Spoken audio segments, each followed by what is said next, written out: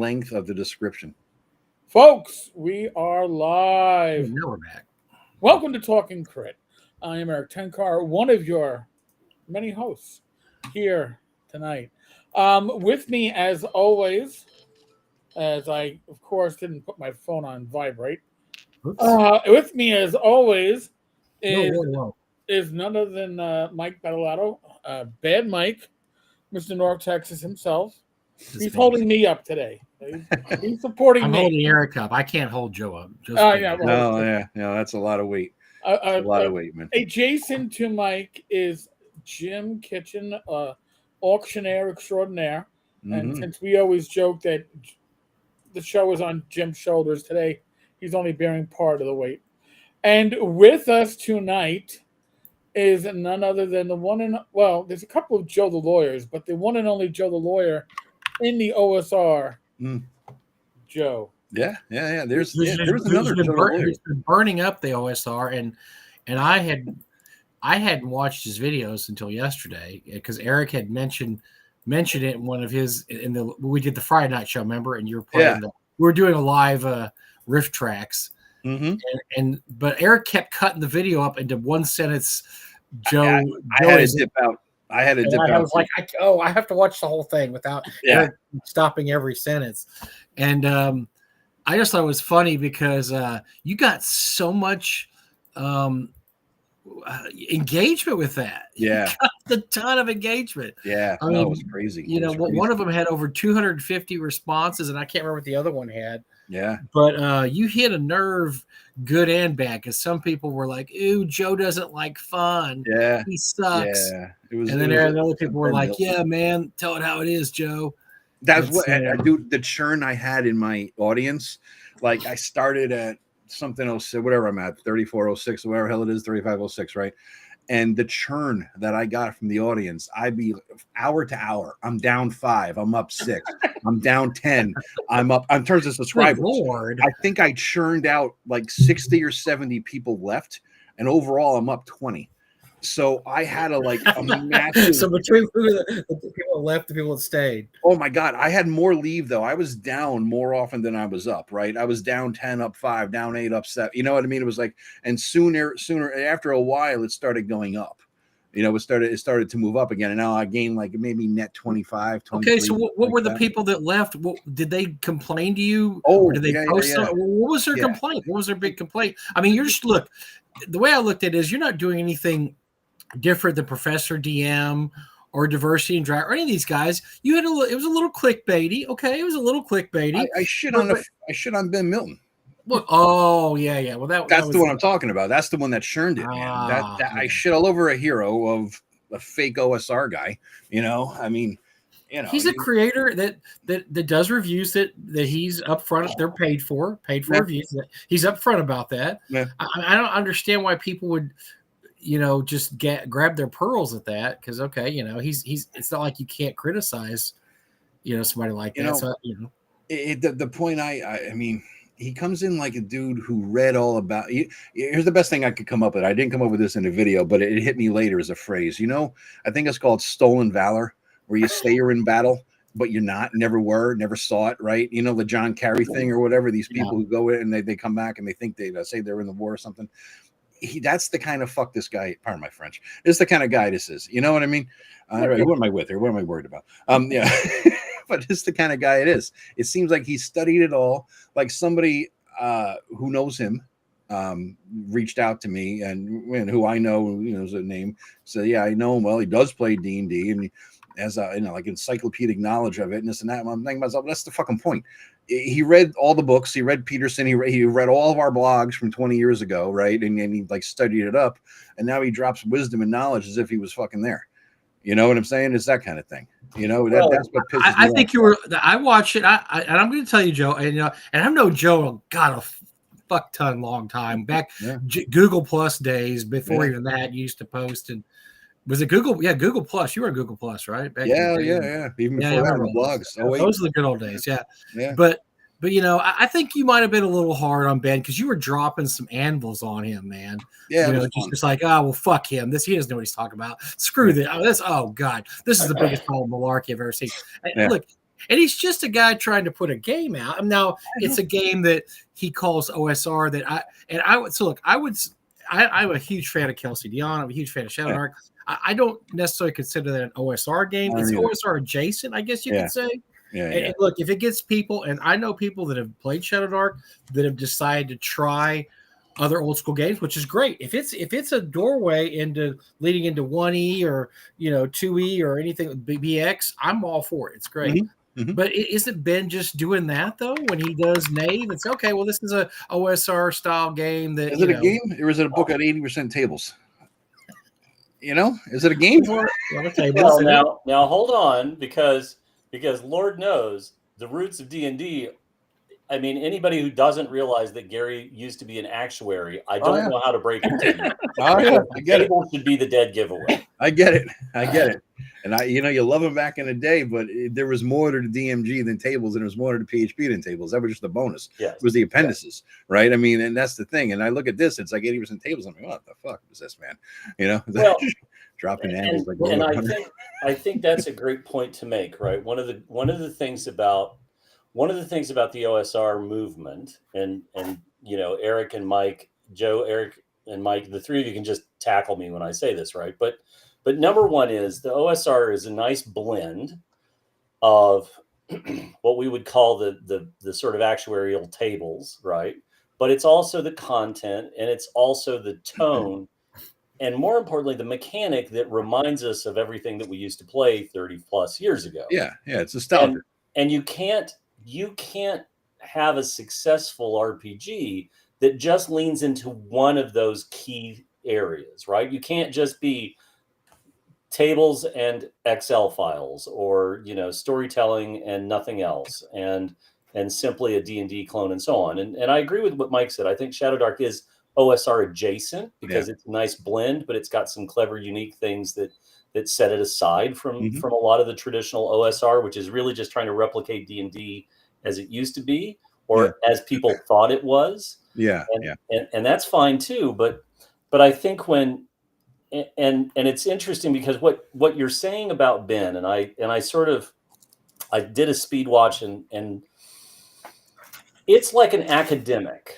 It's a lot like an academic who takes a survey of a broad spectrum of literature, right? Mm-hmm. Like I'm going to read all of Edgar Rice Burroughs' books, or I'm going to read all of the Doc Savage novels, and now I'm going to produce a novel that is supposed to be like that, and so on and so forth, but it doesn't have the heart, it doesn't have the soul, and it doesn't have all the things that are evocative when you're reading the Barsoom books, or you're reading the Tarzan books, or you're reading the Doc Savage books, and so on and so forth. Exactly. It's like AI generated. That's how I look at it. Right now, I was thinking myself too, after the fact, I realized, as I'm messing around with AI, ChatGPT, me and Eric just got recently subscribed to it, trying to learn about it, and I realized after the fact that I was like, Jesus, for the book of tables, 80% or whatever the percentage is, ChatGPT could have generated this entire book in like 9 seconds, right? 80% of the book.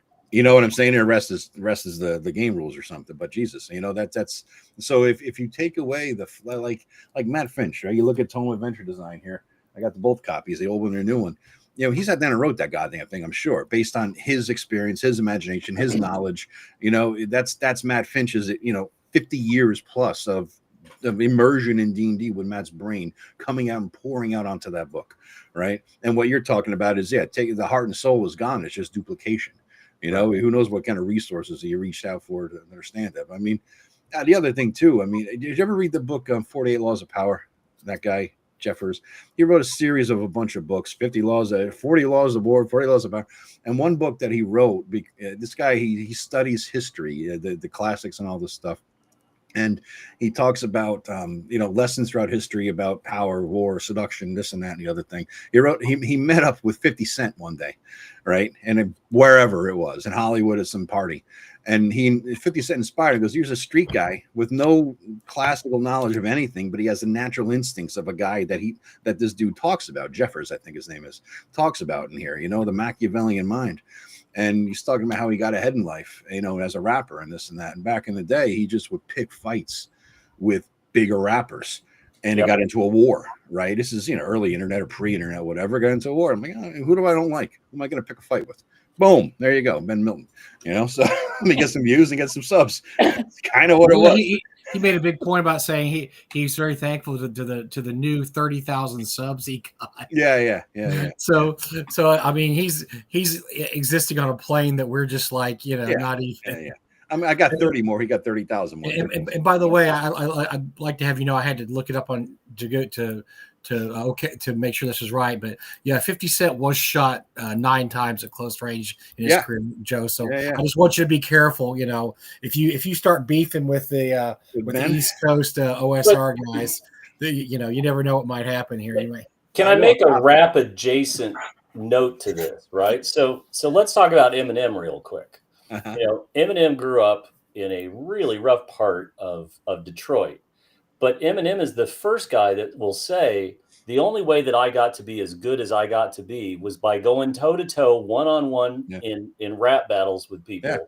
Yeah. And he got his teeth kicked in multiple times by far better rappers than he until he got beat up enough to figure out how it was his style and so on and so forth. And I think you have to do that. Like you really do have to pay those dues. And you have to put in that sweat equity. Yeah, and I'm broadening. So is it just that, Joe? Is it just that Ben? Because I'm looking at his video because you showed his video. Is it just that he came off like, by the way, hey kids, I like OSR just like you like OSR, and so here's my rules. Is that what really got you? Is when he decided that I'm OSR too, kids. And, 2 things. One of which he was probably, when we were blogging in 2008, he was probably 8. Number 1. Number 2, and therefore, what the fuck are you talking about? Number 2, he once did a review about, it had maps in it, right? And Matt Jackson, our buddy, our friend and pal, who we shit on constantly, but we can because he's our fucking friend, right? That's how it works. We can beat Matt up, but nobody else can beat Matt. It's like Irish brothers. I'll beat my brothers up, but you better not fuck with my brothers, right? That kind of thing, right? And so Ben does a review of a book that had maps in it by what's his face, Dyson. And he says something to the effect of, and some other mapper or some other cartographer or something like that. I'm like, fuck you. You give Matt it's still Matt. It's give him his glory a little bit. So that pissed me off. And then, but the thing that really got me, that put him on my radar, but the thing that really got me is he did a video one time that talked about what the hell was it? It was Lost Secrets of the OSR or some shit like that. I'm like, motherfucker, it was never lost. Just because you weren't born when we did it or played it or whatever, it was never lost. You just discovered it and you're trying to put it out there. That was my first video I did against him 2 years ago or something like that. So Matt put him on my radar. That video pissed me off, But if I'll give him credit for this one thing, he once did a video. I think he was the first guy to talk about D&D, the styles of play as new school being combat as sport and the old school combat as war. I thought that was a good. So I'll give him that. That was a good analogy, good metaphor there. I thought that was interesting. That's all I'll give him though. So that's it. Well, you gave him the business. I mean, you gave him more than that. But you gave him the absolute business in that. I just didn't think his crime of knave lived up to the punishment he got from you because you actually just lambasted him. You ever just not like a guy, Mike? Yeah, it happens. You know what I'm saying? Go figure, I figured I'll take the 50 cents approach, and who don't I like? I don't like that guy. So I just figured I'd get it up there. And I figured this too will sort of filter out, like in my audience, the last 5 or so months, I've been taking chances, risks, whatever, doing different things in my videos, right? I was doing long form interviews. I'm still going to do it. I got Matt Finch lined up once his move is complete. He's going to be the next one. I did a 5.5 hour James Radji interview. I did a McCree and Rob and Gray. So I'm just trying to get these, get it out there as a resource. I'm doing long reviews, several hour reviews of modules or ventures, things like that, right?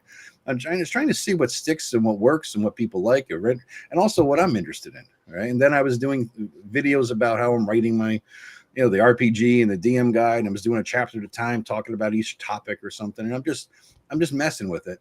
And I realized I rather than do a video that hits a narrow bandwidth, I'm just going to do broad. The more broad your video is, the more people are going to watch it. Right.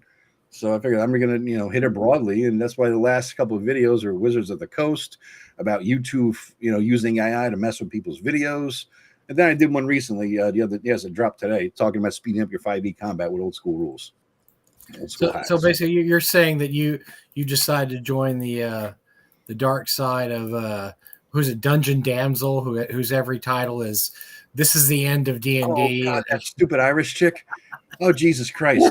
Yeah, every title. It's like she lives and dies by the over the top title to video. It's terrible. And she got like 60,000 subs or something. I know it works. It worked. A chick too. I mean, chick on a screen. That's why I'm going to put. I was thinking about it. I should have just Sydney Sweeney on every single fucking thumbnail I do. Because it sells. Obviously, it's good enough for jeans. Maybe good enough for D&D. Sydney Sweeney's running my D&D game live. Just don't hire the guys that did the new Cracker Barrel logo. Yeah. That's not going to work out for me if you do that. Yeah. So that could be I'm just telling you right now that as somebody I know said, the Cracker Barrel. By the way, if you haven't kept up with Cracker Barrel, they went back to their old logo, and somebody tell me. Did they go back? The new logo looks like a high school marketing class did it, and they didn't want to take any chances and hurt their grade. That's awesome. So they just said, let's just put Cracker Barrel on it and just walk away. Oh, and after they went to lunch at Denny's, and somebody said, we can make it look like Denny's and just put Cracker Barrel on it. We're going to get a C. We'll get a C or a B. I mean, we don't. Yeah, just enough pass. That's what we need, man. That's what they do. Terrible. That's what these marketing idiots do. They come in with outside consultants who don't know the company or the brand. I worked for a company 20 odd years ago, big corporate, nationwide company. I was in sales, and they hired outside marketing to come in and change their logo, right? And the old way to say it was something something, and it was in green. So what they did was they took away the hyphen and they made it red. And they changed a little swishy thing under it that was a knockoff Nike thing, right? To a slightly different looking swishy thing. $6 million fucking dollars for that. $6 million for the rebranding of this thing. This is what they do. And they get paid and they're like, oh, look at all. Yeah, shut up. Well, you know the joke about consultants, right? Consultants are like pigeons because they fly in, they shit all over everything, and they fly off. The better one we used to use was consulting. If there's money to be made from prolonging the problem, consultants are there. More than anything else. That's all they do. I mean, that goes back to, that goes back to the whole thing with, you mentioned, Jim, about Milton sounding like a professor, or something like that, who studied it.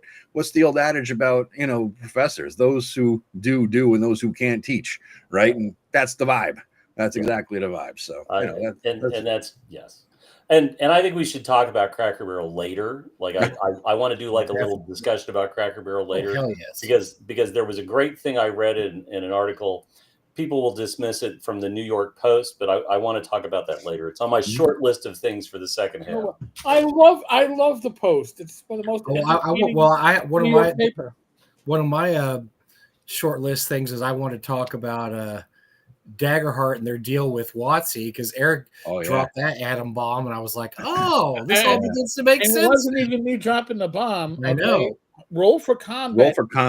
Hell of an numbers, and the insight into that. It's like, well, if you want to run a 90-second ad on the Critical Role show, it's like, what was the number? 60,000, 65,000 or something like that. And that was a couple of years ago. It's got to be $100,000 now. It's got to be like $100,000 now. So what it comes down to, crunching his numbers, is that WotC would have been making about $10 million a year off a Critical Role at this point if OGL 2.0 had gone through, and instead they're probably paying that much for Critical Role to use their system. But I'm going to put a caveat on that. They could charge, if they were charging $60,000 2 years ago, they damn sure better be able to show me that they've exponentially grown the actual number of viewers over the last 2 years if they want any money beyond that. Because I don't believe that that's hard, Jim. Sorry, that's very hard. They've had a successful cartoon that's in season 3, I believe. There's had 3 seasons. I don't know if that's helpful. My point is that all of these channels expand. But if you're telling me that Critical Role is as peak popularity and viewership as it was 2, 3, or 4 years ago, I don't believe that. I just don't, because 2 years ago they were blowing all the Critical Role merchandise out. All the vendors were blowing it out at Gen Con because it wasn't selling. Interesting. But Jim, who's doing a better job right now? Critical Role or WotC? Yeah. Okay, well that's for the second hour as well. We'll get there. But I'm just getting Joe. Things, right? I'm just getting Joe percolating here. I want Joe to percolate on that. You guys have a format? No. Oh yeah, we have a format. You see who you're talking to here. Come on. I was gonna say, we got an hour. The first hour is almost like the Joe show, and then the last hour is that's as close to a format. You saw our pre-show meeting, right? So that's as close as we get. Yeah, that's pretty much. That's what I figured. I figured okay. you'd execute the same as we did on Friday nights. I didn't realize. Friday night is called show prep. Yeah. No, we have Rob. Rob True. is show prep. Yeah. Then, that was. I started listening to you guys pick it apart, and like you said, Mike, Eric would pause every 3 words. I'm like, I'm not that humble. I want to hear myself talk. I want to throw Eric under the bus. It's just that after here, you stopped so much, Eric. I couldn't figure out what Joe was saying. I lost track of it, and I said the shit. I was like, I gotta watch this after the show because I don't know what Joe said. Yeah. Well, I also want to get your guys' opinions on WotC's pivot to apparently Dark Sun, because this cynical. You want the cynical pivot or that one? Well, here's the thing. Remember, Dark Sun? We were told they would never go back to Dark Sun, right? Wasn't this like we can't go back to Dark Sun? It's slaves, it's got slavery, and you can't do slavery. Oh, okay. And cannibalism. And psionics. I mean, how are they going to pull off psionics in 5e? You can't. I mean, they have to. Dark Sun, the OG Dark Sun, if you combine the psionics handbook, right, along with the Dark Sun couple of supplements that they had for psionics, that was a great psionic system. It was the only good one they've ever had because it didn't just mimic a magic system. It was just not a psionic fireball. It was a whole different thing. And I thought that was well done. But it's, nothing else has ever come close to that. So I don't know how they're going to pull it off because they lack the talent to make a truly good psionic system. They're just going to probably clone spells and call it a psionic ability. Psionic detect magic, psionic fireball, psionic identify. That's all it is. Well, I mean, I'm this pivot. To even be playtesting these classes at this point, this pivot must predate the new VP, I would think. The new what? The new vice president, Dan Ayub. Yeah, because everything is in the hopper for it too. We've read that recently. It's 2 to 3 years in the Jesus, planning, and so this had to be all under the old regime, who are, by the way, all gone now. Half from the Daggerheart. Completely cleared house. I mean, Crawford they're done. So maybe this is something they had and they stifled, and then knew WotC's desperate for a hit and like, they looked at Dark Sun, but they didn't like it. So let's push it out because the kids seem to want Dark Sun. The kids love Dark Sun. They love the cannibalism. Jim, you're muted. They love the slavery. So time out. The question I have is what do we think? Have they said anything about what Dark Sun is going to be? Nope. Have not. And come on, right? Like, I refuse to get excited about Dark Sun if it's just going to be another 2-volume Planescape. I wonder if they're going to Spelljammer. 2-volume Spelljammer. Right, Spelljammer is even worse than Planescape. That's where I was going, but Spelljammer. I mean, I thought Planescape was okay, but Spelljammer was horrific. And again, if this is another 2-volume quick hit, get your serotonin and get out. Yeah, it has to either at least be as good as Planescape, but avoid being as awful as Spelljammer was. And come on, they can do that. And then they can say, see, we did bring you back Dark Sun, and you have some Dark Sun for your 5e, and we've done our part, and we've shown a light on this treasured thing that we own the IP for, and now we move along. They'll probably make more money just because of the Dark Sun name. People are going to wonder what the hell it is, and they'll buy the fucking PDFs off a drive-through. They might make more money that way. Right. In terms of Greg Christopher's Shadow Sun, which I have read. I'm not a Dark Sun fan at all. I never have been. We didn't play it back in the day, but I read Greg Christopher's Shadow Sun. I thought it was brilliant. I thought he did a great job. I would play that game. I would play that version of Dark Sun. He did a really good job with it. So to impress me, they're going to have to go beyond. I mean, obviously production values would be better than anything Greg could do, but I don't know if the idea itself is going to be anything better than Greg could do, because I just don't see. I'm not even cautiously optimistic. I'm just cautious. There's no optimistic in there. There's just like, let's see what happens. Well, what I found interesting is when I compared the art to the original Dark Sun. And the original Dark Sun art it's kind of brightness to it, right? The colors are all impactful. There's a lot of yellows and oranges and red. I mean, it's a burned world to a large extent, but the new art makes me think of Ravenloft. It is dark and gray, and it's colorless. So it's like maybe they're missing the point of what it is that people. I mean, I love Brahms' artwork. I thought that was perfect for the setting. Obviously, they're not going for that feel. They're going for something different, but it's WotC. So I mean, who's left? Dude? That's the thing, right? Who is left? Who knows anything about game design? Who is left who knows anything about what they have in terms of the IP? It just seems like they have these in-house people who hires out outside independent contractors so that they can avoid paying them, insurance and benefits and whatever the hell else and high salaries, right? Or taxes on them. And so they farm out this crap and they say, here's a bunch of PDFs, do it for 5e, and boom, here comes some crap. And then they slap some art in there and here you are. That's I think that's pretty much all they have left. Anybody with talent is gone, right? I mean, what do you say about Crawford and Perkins? They had some talent. They've been around forever. They know their shit, right? They're gone, and they're working for Daggerheart now. For God's sake. But the way we've talked about this in the show a bit in the last few weeks is that at this point, it's almost better to license this stuff out because they don't have any creative anybody wants it. So I mean, if you're going to license it out, God knows, hopefully you pick somebody that knows what they're doing. Now that's not a given at all. I'm going to take the contrarian point to what you just said. Okay, because I think and I think we discussed this before, but Joe said it earlier. These guys have gone on to Daggerheart, right? Mm-hmm. Chris Perkins and Jeremy Crawford are gone. And if there's anybody who has left their mark since 5th edition was really at its zenith, it's those two guys. And they're out and they're gone. And so whatever's coming with Dark Sun, this is their work. Spelljammer, that was their work. Yeah. There's a question in the comments about which was worse, Strixhaven or Spelljammer, and I think it's a tie. Yeah, but bad for reasons, right? Yeah. Right, but the flavor do you want your suck? Yes. The people responsible for that are gone. Yeah, and I refuse to believe that they can't find or grow some talent internally at WotC. I just don't believe that.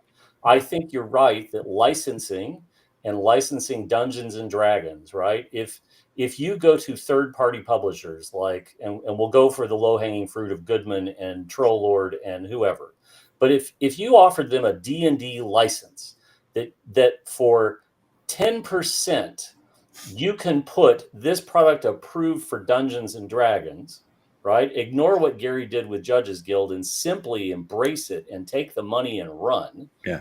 Demand approval of the product before print. That's the problem, Jim. Who would do that? That's the problem. But you know what? But I disagree because I think there's no shortage of publishers that would be willing to give up the 10%, which is cheaper than Kickstarter's cut.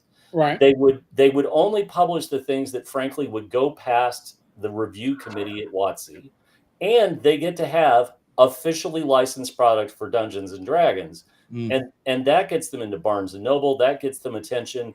And if you're a store owner, and I got to pick between a module where I don't understand the name or how it fits in thematically because I don't have time to follow Troll Lord or Goodman or whoever, but my rep at the distributor says, I've got some new modules from a company where it's officially approved by WotC.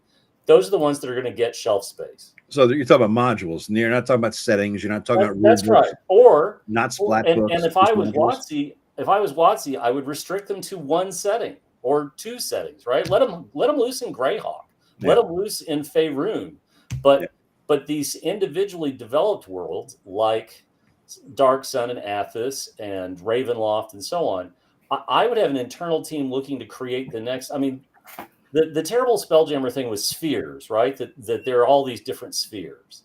and I think you have to sort of view each one of these worlds like that, right? Yeah. But if I was WotC, I would have them working on the next, what is the next Planescape, what is the next Dark Sun, and so on. But license out the other stuff and just get out of the way and let other people fight in that space, or just demand that it's not set in a specific world and it can be dropped in and plugged in wherever they want.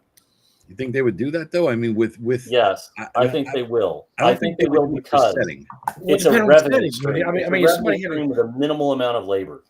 Well, if somebody had a great idea for, say, Birthright, they're not doing anything with Birthright. They'd license Birthright because it's a nothing burger for them. Do it with Mystara. I mean, the Mystara stuff like that.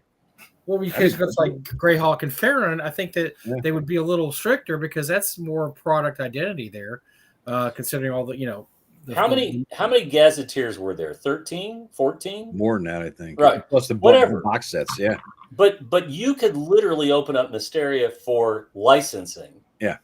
And say it has to remain true to whatever gazetteer you're sort of centered around. I mean, you've got it. You hire 5 guys to be the masters of licensing everything in Mysteria, and you force people to work from that product range, and then let them go nuts, right? Mr. Welch is locking and loading his guns right now from Texas. He's on his way up to shoot. He's like, "Do not touch my Sarah." Right. Well, but whatever it is, again, this is the old guys are gone. They're gone. They're not coming back, and their handiwork is slowly filtering out. Rob's got a point there. Rob made a point. In the wake of Kickstarter and Backer Kit, print on demand and fulfillment services, how vital are the store shelves to success? I'd say maybe Barnes and Nobles are not game stores. No, right? But Barnes and Noble is limited. But if Barnes and Noble is going to place a $20,000 order to put some product in every store with no random house return issue, who wouldn't want that? Who wouldn't want that order? Yeah. And Goodman has been smart enough to put a copy of DCC, MCC, and a couple of the other books in every Barnes and Noble. Yeah.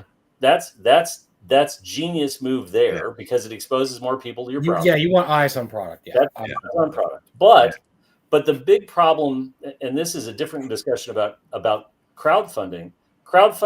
I made this point in the discussion the other day about crowdfunding, that there's 3 angles to this, that consumers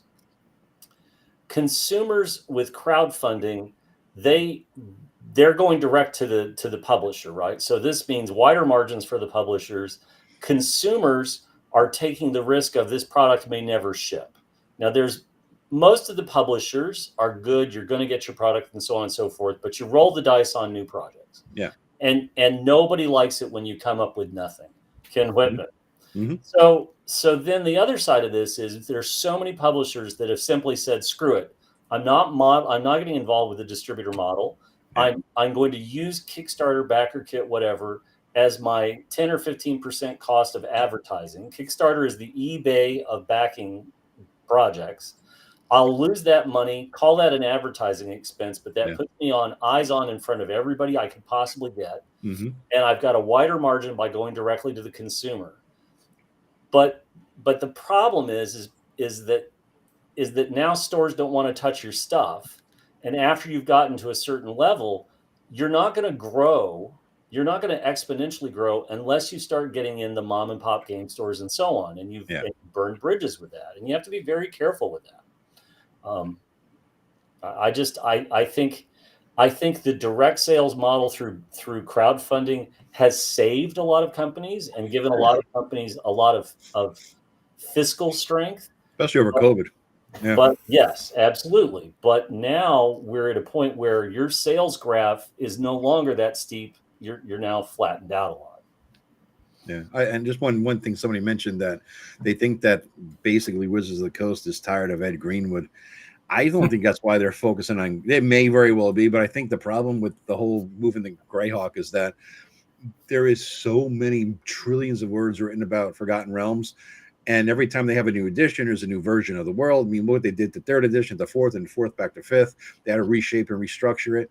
And there's so much goddamn lore, so many novels, that I don't think there's anybody left who has a grasp of it. I think anybody who now writes for Forgotten Realms is dependent on the Forgotten Realms wiki for what's going on and what the past was. I think it's just easier to start with Greyhawk now because there's less to deal with. There's less, brain width required to grasp all of. Yeah, and I don't think Ed's been involved with the Forgotten Realms really, and WotC in that level. I mean, his last work with WotC wasn't even with WotC; it was under the DMs Guild. Yeah. So I don't think that they have much to do with him, and he sold them the Forgotten Realms. So he doesn't have any creative director behind it. He's not a I mean, they would probably let him work in the Forgotten Realms, but he's not going to be the brain. He's not going to be the brains of anything. There's two things. Number one, WotC's never working with Ed Greenwood again. No. They've made that clear. That's not going to happen. They own it now. They paid whatever it was, 20,000 or 50,000 or whatever that number was. I think when you look at third-party publishing that has been picked up by Barnes and Noble, it's very selective. It's strategically selective. Goodman sells the DCC rulebook, the MCC rulebook, and one of the yearbooks. Mm-hmm. I don't remember what the fourth product is, but I believe it ties directly into. I think three of them are. It's DCC rulebook and one or two products adjacent to DCC and the MCC rulebook. But I if you were going to start somebody in the line, that's where I would start them. And if Troll Lord can get into Barnes and Noble, it should be the equivalent of the Monsters. It should be their first edition D&D equivalents. The players, the DM, and the Monster Man. And maybe it aired the setting. That might be a nice little splatter, but that's about it. Yeah. Yeah, I would, if I was Troll Lord, that's all I would want to sell them, and that's all I would want them to stock. Yeah, maybe an intro adventure, a starter adventure to have, I don't even think that. Let them go. Let them go to the stores to find it. Let them go directly to Troll Lord. Right. I mean, listen, offer a free starter adventure online that somebody can download and work with it. But true. Yeah. There's a ton of funnel adventures out there. There's tons and tons and tons. Yeah. With that. But I think one of the most interesting exercises you can do is you can look at successful third-party publishers, and I say that as not WotC and not Paizo, right? But the folks that are really using BackerKit, the folks that are really using Kickstarter and so on, that have a long history, just take the time to sit down at an Excel sheet and graph it. Graph their numbers, graph the amounts they're doing, divide, cut it away however you want. The numbers are all there and are transparent to see what they're doing and who's buying what and how that's, are people buying the majority of the high-end packages? Is it 10% that's buying the most expensive package? Is it 20%? So on and so forth. This stuff is really easy to figure out. You just have to take the time to muddle through the data. Yeah. But the data it's clearly working, right? Troll Lord has decided this is how we're doing pretty much everything. It wasn't 5K. I don't believe it was 5K. I think the number was higher. I think Ed Greenwood sold the Forgotten Realms for more than 5K. It wasn't. That's a smaller number than even I remember. And he made money too because he didn't just sell the realms. I mean, he wrote novels. I'm sure made a little off of the novels.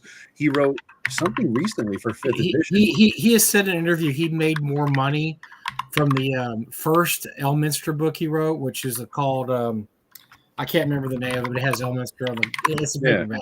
That's back when the paperbacks first started out and they hit big. 5,000? And I'm wrong. It was 5,000. It was 4,000 plus another 1,000 for consulting. Okay. So I'm wrong. What was the name of that book, Eric? You said the first Spellfire. Oh my God! He said he made way more money off that than he did selling the Forgotten Realms. So that's where he made his money. He made his money doing all the Elminster novels. I mean, he did what? 12 novels. He did more than a dozen novels. He did supplements. He did. I was just looking through my 3rd edition collection the other day. He's co-writer on a lot of his books. He had a career. He had a hell of a career. Yes, he probably got screwed on what considering what Forgotten Realms has become. But back then, who knew that thing was going to blow up like that? Plus, they rolled him out, Mike. Don't forget, they rolled him out for these events and announcements. Sure. And if he's no slouch, he's going to say, sure, I'll show up and I'll put on my great Elminster DM / voice. And, he hasn't had to pay to attend a convention in 35 years. Yeah. That's what I mean. Absolutely. He's doing okay. He's not, he's look, you take it. Look, there's been people that have got screwed harder than Ed in this business, way harder. Yeah. Because Ed made a hell of a lot of money on the back end of that. Like I said, writing the novels, writing the supplements, writing the rule books. I mean, he, going to conventions, blah, blah, blah, And so he did much better than a lot of guys. He did better than Jack Kirby and Steve Ditko, who got absolutely screwed. Those guys, Yeah. Simon and Joe Simon, all those guys. I mean, the early guys, they got absolutely bent over because what's interesting, Mike, is that we in the green room before the show, you were asking me about the video I did about the Wizards of the Coast, and you're like, I don't even care. Why do we care about Wizards of the Coast? And everybody's been talking about it for half an hour, right? So I mean, they're still relevant in some level. Well, they're relevant because, I mean, look, we almost have a pact here, Jim and Eric, and at this point, we don't even bother bouncing the rubble on these idiots anymore because it's just like, oh, another day they screwed up. Oh, yeah. God, I can't even deal with it anymore. I mean, it's just that, that point. And I think we've kind of made our pact that we're going to concentrate on promoting OSR because the OSR is where true gamers are. It's where the game industry, look, I don't care what they do anymore. Like I said, I don't care what Starbucks does anymore. My coffee shop, we're going to do what we want to do. We're going to serve what we want to do, and we're going to be okay doing that because the OSR has shown, through people like Kelsey making a couple $1 million Kickstarters, they're okay. Now, yeah, they're never going to make the money WotC makes, never. But these small, publishers, they do great. I mean, Greg Gillespie does fine. Bill Barsh does fine. All these guys, Rob Conley's been doing great lately. These guys are Christopher kicking ass. So Rob is having a great little discussion in the comments about capital. What himself it looks like. Of course he is. It's very, very detailed. One of the reasons that it's easier to go to crowdfunding is you get your money up front to try to get ahead of the actual cost of getting something printed. But that's a great point. But people like Trollord and Goodman, they can pay this without having to do crowdfunding. Crowdfunding simply gives them an idea of the parameters of the viability of the project and how big it's going to be and so on and so forth. And occasionally they blow up even bigger than they expect. Yeah. But as Rob points out, then they also fall flat, which is why at Gen Con, as they're getting ready to do a new printing of the DCC rulebook at conventions for the 6-8 months prior to the new printing, you can get a hell of a deal on a copy of the 7th or 8th or 9th printing of the DCC rulebook. Same thing for the soft covers. Same thing for the Lankmar box set. There were people that missed out on the Lankmar box set, but gosh, at a lot of different conventions, you could pick it up. Now, I want to segue from that, and Rob's got a great point on all of that. I want to show this because this is how you stand out, right? We were talking about this. The old school essentials box set. Yep. Right? And this hits all the right notes because it's got the really great evocative Earl Otis artwork. It's what everybody wanted in a box, and they didn't know they wanted it until you had something like this that shows up, and then holy shit, there's nothing in the store, there's nothing else like this. And one look at this, and you're like, I have to buy that. I just have to buy that, right? And it continues. I bought these at Gen Con. You've got more great art. You've got more great art and more great covers. Oh yeah, the artwork is amazing. And to Joe's very, very smart point, right? Yes. Oh God, there are tables. Yeah. But there's also content. It's not the rules. It's just tables. That's the part of this. I don't know what the hit role-playing game is going to be 5 years from now. None of us do. But nobody predicted Shadow Dark. No. Nobody was predicting anything like Shadow Dark 4 years ago, 5 years ago. We can't look into the future, but what we can look at is we can look at things that landed with a big thud, Spelljammer, and things like that, and we think I'm just not going there, right? Mm-hmm. And a lot of the projects that we see, they're just not that good. That's the cruel thing about crowdfunding is a lot of times if it's the first time project for somebody. I mean, Shadow Dark took off because Kelsey spent the time to give people a chance to understand who she was and what she was capable of. Yeah. She slowly built success through the DMs Guild. And then when she said, I'm going to publish my own game, by that point, she had people.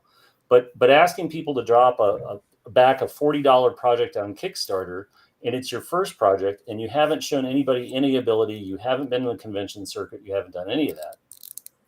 Yeah. Well, let's not forget about Kelsey. And this is something that just blew me away when Eric told me this when she first started kind of popping up on our radar feed. Is she had been doing YouTube videos for 3 years before publishing. And I was completely unaware of it. And then I went back, started watching her videos and go, wow, this lady has something. This is some good content. This is it. And she's done work. I mean, she didn't just, because the criticism of her, which I thought was idiotic, and I confronted one or two people that we know that threw this out, and I said, you're wrong, was that, oh, she just hit it big. She's a flash in the pan. Nope. She came along right time. No, she worked her ass off to get she got it. Because like I said, 3 years of videos explaining her game world, her game system, her ideas about how to run adventures. I mean, just really, really interesting stuff. And so she put in the background work. So, and how that helps is when you come up with your Kickstarter, you have everybody who's been watching your YouTube channel for 3 years wants to buy your product because you've been talking it up for 3 years, and you've been building up a base of fans that say, yeah, I want to see, I want to see what Kelsey has here. And so that's one thing I think a lot of people lose in the translation is that you got to put the work in. Yeah, absolutely. I mean, it's like winning the lottery, right? Everybody thinks I'm going to publish the next Heartbreaker fantasy game. It's going to be awesome. It's going to sell a million copies. I know a lot of people had that idea because you remember the early hazy days of Kickstarter first started. You'd have somebody. Do you remember the guy that had the what was it? The potato salad recipe? Oh my God. The potato salad recipe guy. So for those who don't remember, this guy did a Kickstarter for his mom's potato salad recipe. And I swear to God, Eric, didn't the guy make $100,000? Something just ridiculous. He made $1. It was ridiculous, but yeah. It's ridiculous because he had it was printed on an old card his mom had, and here's her secret potato salad recipe. So what the problem was when the first days of Kickstarter, everybody saw this kind of stuff happening. Somebody would have this, funny idea or great idea. Everybody's like, yeah, I'll send them $10. You remember the Yeti God, I'm thinking about that too. Yeah, they had they had everything in there. It had a can opener and a dishwasher and a radio. And I'm not the dishwasher, no, but it actually did have a radio in it. And all this stuff. Wow, yeah, and it was like it got like millions of dollars. Now it bit them in the ass because it took them like 2 years to fulfill all their orders. But that kind of thing took off, and so everybody with an idea. Sadly, I mean, I hate to throw them under the bus. The Mike Nistles of the world thought, I'm going to have this role playing game that's going to make all this money. And and these things, the fact that most of the Wandering Wizard stuff made $30,000-$40,000 a pop is amazing because he didn't have anything written. There was nothing written. Yeah. I have an idea. I'm going to do a game about dwarves. $30,000. I'm going to do a dwarf convention and use all my Kickstarters to pay for it. So while agreeing with all that you said, Mike, how much did the OGL crisis affect her Kickstarter and the vibe around her? It absolutely no. She absolutely look. Nobody. I will never say that she didn't benefit from right place, right time. Look. If you look at stuff that's successful in the history of the world, look at like Apple Computer, all this stuff. There is always an element to right place, the right time. Agreed. I mean, really, there is. I mean, you could do everything right and still fail, but sometimes you can do everything sort of okay, and it just hits at exactly the right time. Everybody says, I've got to have that. I mean, why did the 70s? Why did Pet Rocks blow up? Who knows? I don't know why. Cocaine is all I could figure. That's the only. But I'm just saying is that's what Yes, Kelsey definitely benefited by the fact that they shot themselves in the foot. And everybody was looking to stick it to Watsy. We're going to stick it to Watsy. We're going to give this lady over here that is doing this kind of OSR type game, and it's 5e. So I'll understand. I can run it because I love 5e.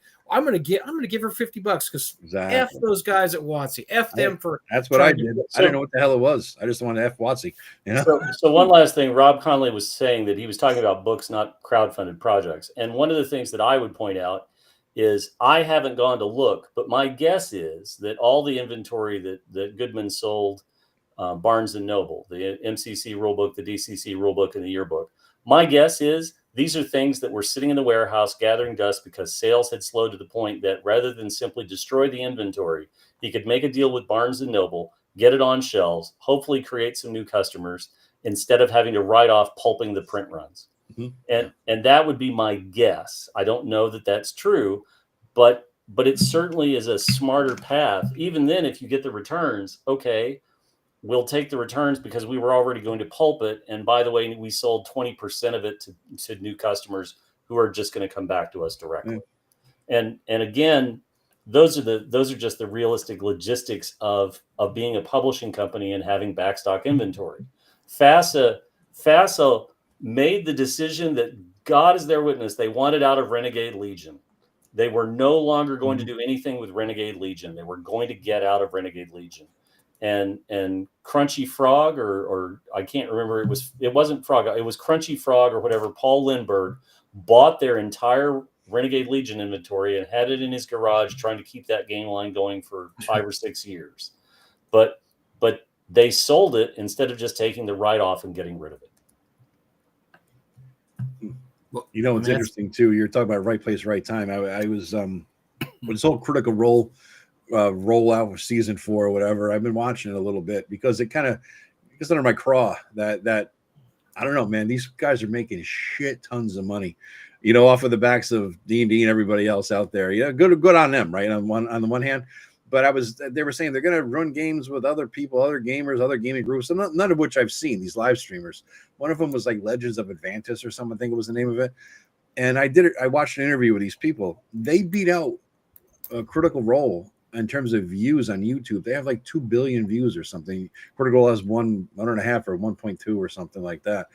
And the guy, one of the players was in an interview, and they were asking him, what the origin story and this and that. And he says, for 3 years or whatever, we had like 300 viewers, 300 subscribers on our channel. We were just, live streaming our game. And then all of a sudden we just blew up and took off. And in a couple of years, they went from 300 to 300,000 and it just exploded. And now they're on a par with Critical Role. They don't have the infrastructure, 70 employees and all that kind of shit.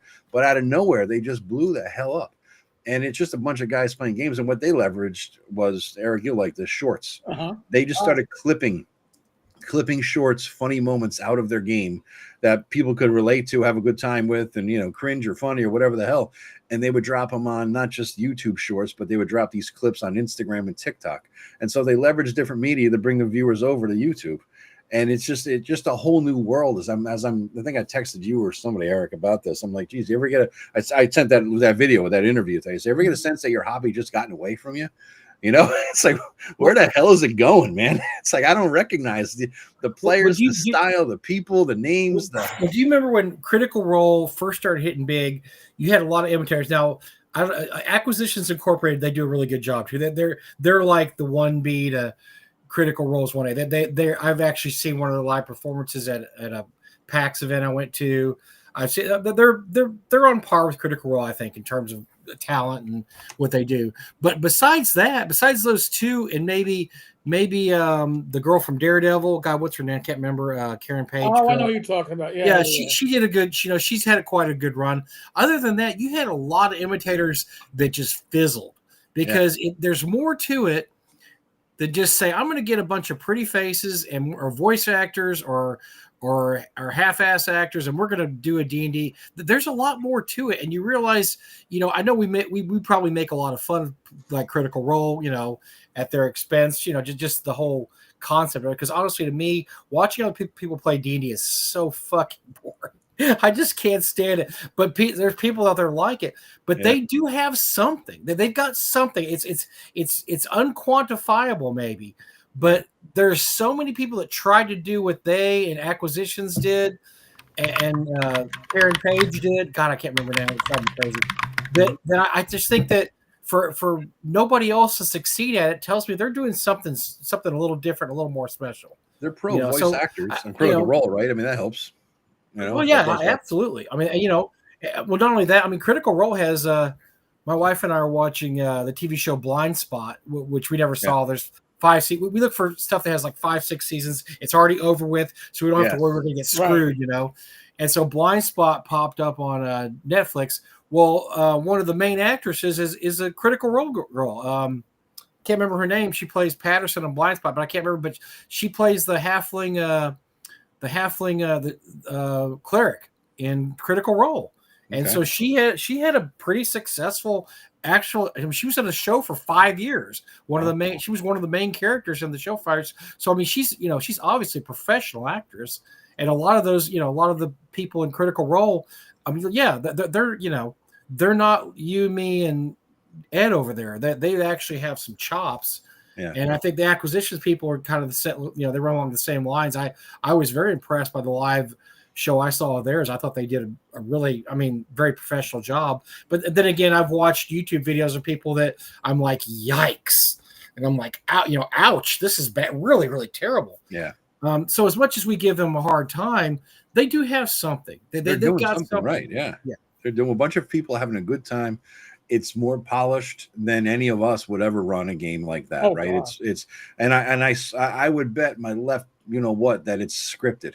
I don't think there's nothing random about that. Death Angel Shadow, look, we're not saying it's not 100% scripted. It could be 100% scripted, but part of the fun is trying to make it look like it's not scripted. And I'll give you an example. Like, they roll dice, but I think it's one of those things where, pick a card, any card. They roll the dice, no matter what happens, there's a prearranged, effect. Yeah. If you fail, we're going to do this. If you succeed, we're going to do this. But no matter what path you take, you're going to end up at the same location. That's assuming they're not clipping in a dice roll that was, a fake dice roll. They just make the sound and look, oh, it's a 1, but they were just a clip. I don't know. Who knows what they're making? It's like people that force a card on you. That they have, whatever card you pick, that's the card they forced. Yeah. And so it's the same with, I think, a lot of those shows. No matter what happens, it's all going to end up at the same location at the end. So, but if it's entertaining, who cares? They don't have a disclaimer at the beginning that says disclaimer, every roll is true and we would never lie. And they don't do that. They're just trying to entertain people. It's just entertaining. That's all that YouTube is, honestly. That's all that we're here to do. Entertain, give some information, have a good time, raise a glass with us. That's all this whole thing is. If you're looking for institutional fidelity in an online video presentation of a role-playing game by the theater kids, I don't know how to tell you this, but I got a bridge to sell you because it ain't gonna fly. You remember the whole thing with the Mercer effect, right? The whole a few years ago, that was all the rage. Like the game is Matt Mercer's bringing people into a game of D&D, thinking that people are thinking that their game is going to be like that. Right. Yep. That's it was funny. I used to think it was bullshit until I heard a girl actually say that at a con, and my spidey sense went out and I went whoop. Yeah. And she said, well, I liked the last guy I was in, but that DM was nothing like Matt Mercer. And I went, I finally heard it. It's true. There are people that play because they think it's going to be a Matt Mercer game. That's funny. And I wanted to grab her and say, it's not Matt Mercer's. I ran a game at a store. I wanted to get my, figure out 5e. So I started 3 or 4 different 5e games at once, and I got burned out within a couple of years, but only my brothers kept going, him and, me and him one-on-one for 4.5, but the other ones fills out after about a year or so, year and a half. But one of the games was at a game store down in Southern Connecticut. And I would go in there, and most of the players were young kids. We would call kids means they're in their 20s, right? And then there was one woman who was older than all of us. She was in her 60s, late 60s, and she'd been playing D&D since the 70s. She was like that one woman in the 70s who played fucking D&D, right? She was that person. But everybody else was young, and they would all come into the store, sit down, and start talking about the latest episode of Critical Role. And after a few sessions, I don't know what I had no idea what this thing was, right? I had no clue. This is maybe 2017, 18, and no clue what the hell it was. And they're on season 1, whatever the hell that was, right? And so finally I asked them, what is Critical Role? And they looked at me like, you senile, stupid old man. How do you not know what this is like? This is man Matt Mercer is, And the funny part was, I think they thought I was trying to imitate him because at the time I started to grow my hair out and it was about Matt Mercer's length. So I figured they assumed I was looking for the Matt Mercer look, and then it was just like, no, I just wanted to grow my hair out because I could, so I just wanted to do it. Those hair days are long past us now. Was that? Those hair days are long past us now, right? Oh, no. I'm past the forehead. I'm up to like a 7 head, and it's just racing for the back of my neck. That's why I go higher time. Except Eric, have you cut your hair yet? You're still. Nope. Oh, there you go. He's still got a year's worth. I'm still doing it right. I'm still doing it. I still got It's going good. I look at You like guys- Londo Malari here. Look you at guys that are so thing. Oh pathetic. God, yeah, you are like Londo. Look at that. Yeah, it's good. Not bad. It's retarded, but you know. Keep grasping that young age ring, guys. Just see how far that gets you. Well, my Yeah. hair is thin, so I mean, Yeah. not like Joe has a bushy head of hair. I mean, God, We'll be at the 25th North Texas, and Eric's hair will be down to here, and he'll yeah. I'll be doing my my impression of one of the legendary figures of D&D. You know, I'll have the big beard going on. I'll have a few rubber bands holding it in place. You know, we'll make sure I look good.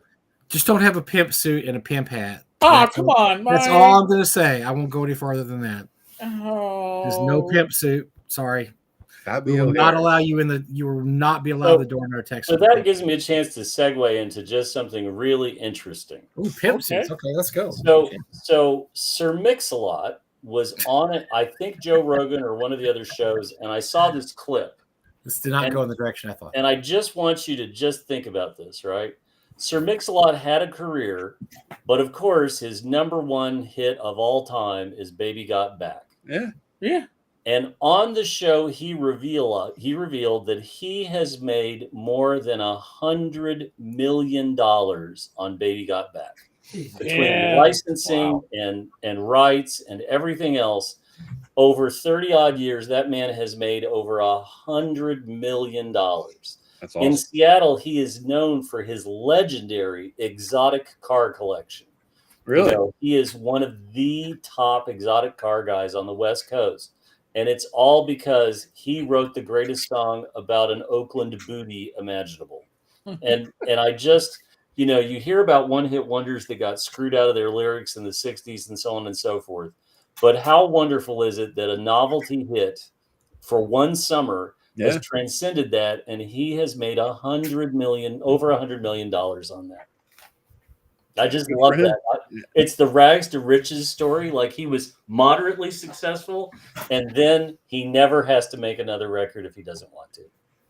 Well, that's I had a thought the other day just thinking about, because it was, like I said, it was getting on my craw that these guys are making, you know, untold zillions of dollars doing live streams or just playing D&D, and we've been doing the same shit forever.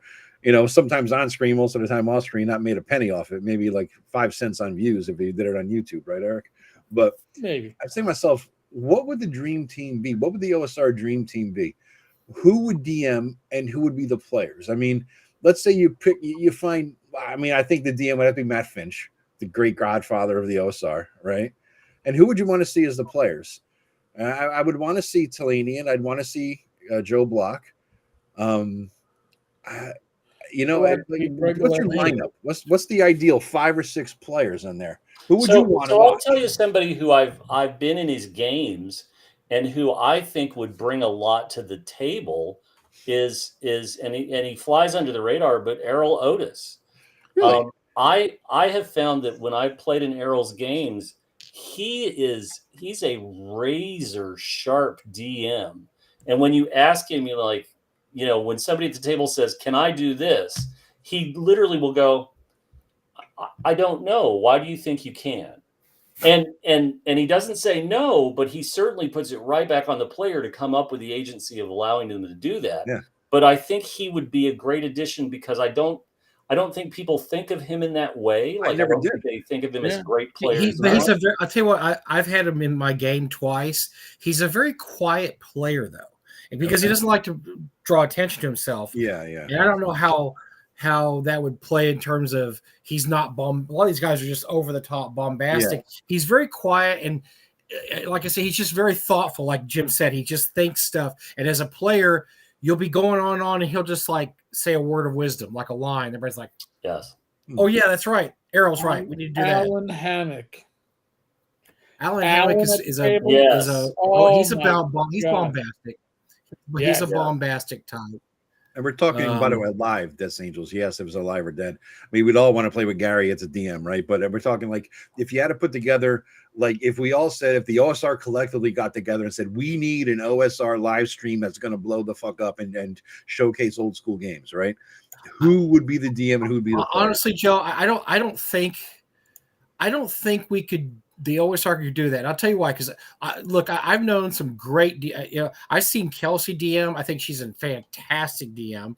And Matt Finch is obviously a fantastic DM. I've been in Matt's games. I've been in, these a lot of these guys are fantastic DMs. I just don't know how photogenic it's going to be. I don't know how over the top, because OSR is a different style. It's more of a, what about the word I'm looking for? It's more of a exacting style. It's not vibe. as It's a vibe. It's more kind of laid back. Everybody knows their play. I mean, the best OSR group is one where everybody knows their job, everybody knows their character, and they don't run off and do crazy stuff like they do if you watch Acquisitions or watch Critical Role. Yeah. These guys all say, "This is my play." I mean, going back to Errol Otis, both times when I ran him in a game, he played a cleric, which I thought was an odd decision, but he even said, he goes, I just want to let you guys do the stuff, and I want to cure you if something happens to you. He didn't want to take the spotlight, which I thought was amazing. I thought it was pretty amazingly cool of him. He, because I'm Errol Otis, I'm in your game. Obviously, everybody was just like, "Oh, Errol Otis," and he could have taken the spotlight if he wanted to and been the leader of the party, yada yada. But he was like, "Nope. You know what? Gonna lay back. Yeah. You guys do the game. I'll cure people." And every once in a while, he would have a little word of wisdom, and everybody would be like, "Oh yeah, that's a great idea." So I don't know how bombastic. I don't think it'd be bombastic. I think people would be bored out of their skull. But I think people that know gaming would think an OSR group would be awesome, because they'd be looking for how these guys solve the problem. Yeah, I think OSR gamers are great thinkers. They think stuff, and they will figure it out based on, okay, you can do this, and you can do this.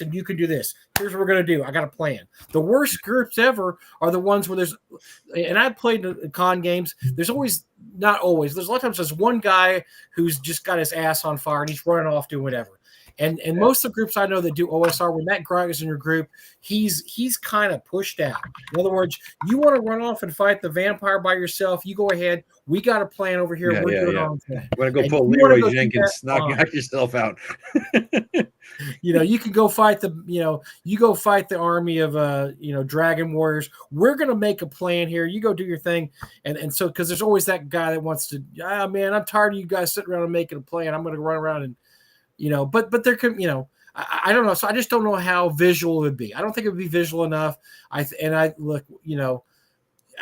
don't think we would appeal to the masses. We don't have enough. We don't have enough supermodels in the OSR. Probably. I got some Fabio hair going here, Mike. All right, I was just saying. All right, we can pull this off. All right, we can pull this off. I'm telling you. Maybe if you sat next to Joe Manganiello, okay, then we could probably do something, because the girls will be looking at him. Yeah. And I'd make him look better. I'd make him look better. That's certain. Yeah. Okay, whatever. Yeah. Oh my God. Sophia Vergara would be looking at me. That's all I'm saying. All right. Okay, we need to segue into the second half of the show before my brain explodes. So, what stories do we have in the OSR that we can talk about and get Joe to comment on, and hopefully get 250 comments on? Listen, one thing we always do a little bit of the Diamond Comics bankruptcy update. Oh yeah, there is an update. Well, there's an update because apparently, everything's on hold when it comes to consignment inventory until sometime like mid-September, because there were two groups that I guess hired attorneys, two separate groups, and the judge agreed so far that before consignment inventory could be sold off by Diamond, each publisher who has consigned inventory has the right to have a hearing. That's huge. Interesting. Mm-hmm. So it isn't just one fell swoop. That's good, because everybody that I knew that was a lawyer said that would never happen. So that is very interesting that actually happened. Yeah, you muted, Jim. Yeah, I got my thought on that is it a separate hearing for each individual publisher? Yep. Yeah. Right. And that means that they will have to produce the contracts and papers that were bound by their agreement with Diamond. And that may be the judge has decided, Ty was on when this first erupted and was talking about there has to be very specific language in the contract it may be that the judge is giving them all a chance to Sure. hang or thrive separately. That makes sense, Jim. I think that's probably, and so yeah, maybe ultimately this won't be successful, but at least he's giving him a chance to take a shot. No. I think you have to call it successful because each company is getting its own hearing. Oh, sure. My point is, this is where we'll find out who had professionals review their paperwork and contracts that went to Diamond and who didn't, and that's going to be on each individual publisher. But here's the deal, and I think it also helps too because this means I think this means that Diamond can't loot the back catalogs and sell everything off, waiting for a decision to be made. Because if I'm not mistaken, it delays it.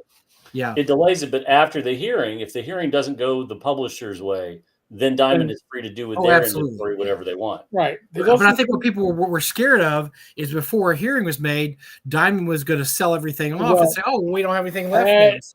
Now, apparently, some publishers say that's what's been happening behind the scenes, and Diamond says it's not them. But remember last week we talked about Fanaticals, on eBay. Yep, and they were selling those omnibuses really cheap. All right. I wanted to show you what I got this week. All right. So we talked about this last week. Most Marvel omnibuses are in the $100 or more range, right? Right. And this, I had a few inquiries, people saying, is this Fanaticals? Are they getting rid of Diamond stock? Because they were selling omnibuses for $30 and $40 a piece, which for them to get them that cheap is almost unbelievable. So this is what I got this week. I got Spider-Man Omnibus number 5. Look at the size of that monster. Never open. These are issues. It was in the shrink. These are issues 145 through 180, which was by the way, some of my prime readings, 75 through 77. When I was a 12 to 15-year-old, I was a Spider-Man. I have every one of these comics, and just great to have them all in one giant book. And it's got some great stories. The retail on this is $125. And who's the seller, Mike? I think I got it for $38 from Fanaticals. 38. Not only that, they sent me this for free. You get a free gift. I got the complete original Captain Marvel run, which is a very short run. It was only 7 or 8 issues. I got the trade for that. They had a special gift. So I got both of these for $38 in shipping. That's lunacy. I don't even know how you make money at that. And not only that, they had multiple copies sold. It said, they're listing 25 at a time, 25 to 30. Who is the seller? We don't know. Oh, the company's called Fanaticals. So look, if you look it up, it's FUNATICALS on eBay. Fanaticals. And if you look up like Incredible Hulk Omnibus, Spider-Man Omnibus 5, they'll pop up. They're still up there. Yeah. Yep. That's how many copies they have. It's crazy.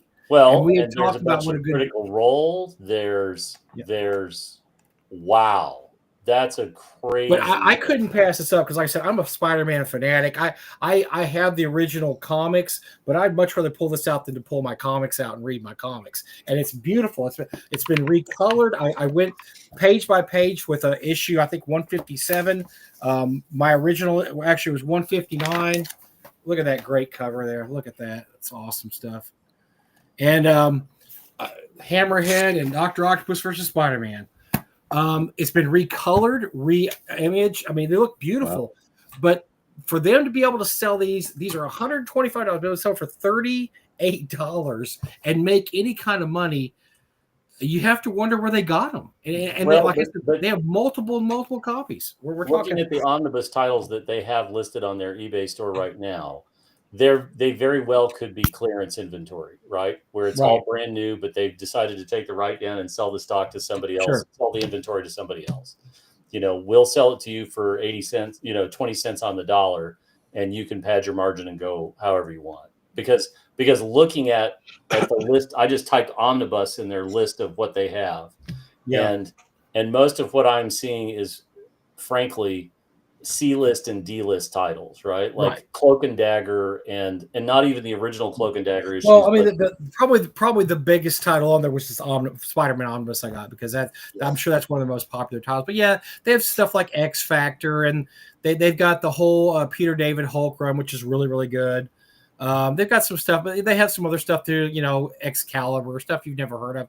But I was asked by people, do you think this is diamond stock, since this has just gone up in the last month or so at these super cheap prices? I mean, I don't know, and I don't even know how you'd find that out, and I don't know if they would say if it was, but I don't know where they could have gotten this back stock at this cheap, unless it was some kind of It absolute sounds like it fire sale. fell off the back of a truck somewhere. Pretty much. Well, but very also well could be that they've just decided to cut.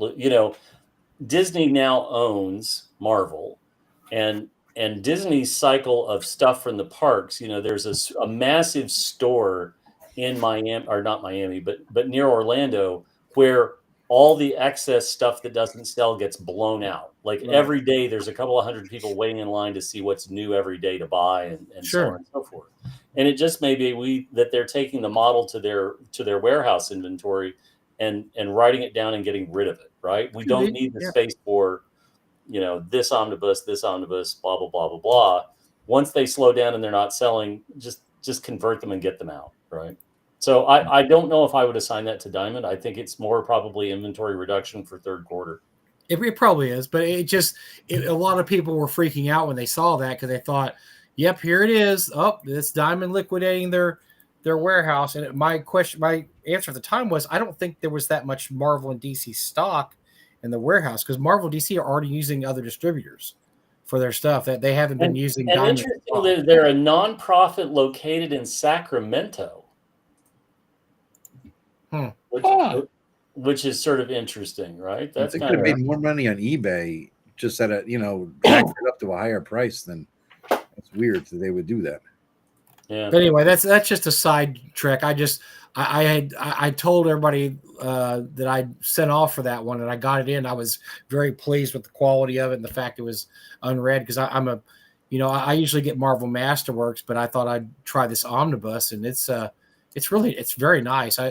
I just as soon have that. If you were getting into old Marvel comics, check out the omnibuses. I mean, they may be $125 a pop, but you get about 40 or 50 issues of your favorite title, and it looks beautiful. And I thought the construction of it's really nice too. It doesn't feel like the pages are going to fall out, or it's going to bend or break or anything. So I probably got about a dozen of the omnibuses over my shoulder, and almost all of those I pre-ordered early and got a pretty decent, okay discount from Amazon when they showed up. But my local comic book store, you're paying full retail if you want it. And that's the reason I have a dozen, is because I was getting them at 20-25% off through Amazon. My local comic store wouldn't even order them for me unless I prepaid, because I wanted the complete Shang-Chi Master of Kung Fu. It's 4 omnibuses. And they said you're going to have to pay up front, which is like $500 and something dollars. So what I did was I just went on eBay and I found volume 1, 2, 3, and 4 separately for way cheaper than that. But yeah, they're not cheap. I mean, these are not cheap. They're very the quality is great on them. So let's talk about Cracker Barrel for a minute. Like I think this is going to be an interesting discussion, because I read a story on the New York Post about Cracker Barrel, and what's really interesting is that there's a root of sort of some science in this, which is they had an analyst on, and I'll give you his name. He's the founder of data analytics firm S3 Partners, Bob Sloan, and Bob Sloan's analysts keep an eye open for companies where the interest in the company is pretty much 50-50, right? If we talk about a divided America, if we talk about a culturally divided America, they look at stocks that are profitable, right? Not on the way down, but are profitable. But they look at for companies where they're profitable, but they have essentially a 50-50 split. That half of the transactions are from people who are long on the stock, and who under the right circumstances would buy more and add to their positions in the portfolio, who are offset by the other half who think, ain't no way this is going anywhere. And they are constantly looking for an opportunity to short the stock. So either going long or going short. And Cracker Barrel, if you look at Cracker Barrel, they were a stock where pretty much it was a 50-50 split. And it only takes an event to send the stock one way or the other, right? It's either going to go up or it's going to go down, because Sydney Sweeney's boobs. I mean, look at that. as soon as something happens that is positive, the stock's going to rocket up, and all the people who were shorting it are going to go, oh shit, and they'll try to jump on. Or if it's a disaster, the people who are long on the stock are like, and I'm out, and it goes the other way. And he said, so Cracker Barrel was the absolute textbook example of what could go wrong with a wrong move. And he says, and that's exactly what the rebranding was. And there's 2 points to this. Number one is the obvious sign that we've all seen 100,000 memes of over the last week or so. The other is the drastic change in decor. And truthfully, this began a while ago, where they began weeding out that sort of, I've been to a Cracker Barrel like a dozen times in my life. And you always have to navigate that giant shop of tchotchkes and stuff to get to a place where you can sit. And they had begun trimming that back in a large way. Some of you may not remember, but Cracker Barrel used to have a deal where if you bought a book on audio, if you bought a book on CD, an audiobook of some kind, you could listen to it and then take it to another Cracker Barrel and get like 50 to 75% of your money back by turning it into Cracker Barrel to let them resell it. And you could apply that for another book, audiobook. And so for a long time, truckers, people in RVs, and so on and so forth, were all using this program, and it brought traffic in. And about, I think, 2019 or 2017, they discontinued the program. And because of the way that audiobooks had gone to Audible and so on and so forth. But Cracker Barrel has been making little changes here and there, but it was the big drastic push. And sure enough, it went the wrong way, and the stock went crashing down. And the point of this is that analysts looking at all this stuff, if you've got a company where you've got that 50-50 split, you have to be really careful about this thread that you want to navigate through the eye of the needle. And they absolutely borked it. They absolutely borked it. And I think it's very interesting to see, we talk about WotC, and I think if you were an OSR guy, you may not like WotC, but 5th edition brought a lot of stuff to the table that you were okay with, right? It was the 50-50 split. It was a good enough D&D, I used to call it. It's good enough. And I won't hate it at the table. I'll play it grudgingly. I won't have a bad time. Won't have the greatest time because it's not an OSR game, but it's good enough D&D. You know what? It's what's new in the stores, and you can hold your nose and play it, or kibitz about it later. But the house rule the shit out of it, But that 50-50 split changed with the new edition. And you had little things that were slowly moving that needle, right? We can say Spelljammer, we could say Planescape, we could say whatever. But slowly but surely that started to move the wrong way, and that's where we're at now. Yeah. I agree. They blew it hard. They really a couple of things from the Cracker Barrel disaster.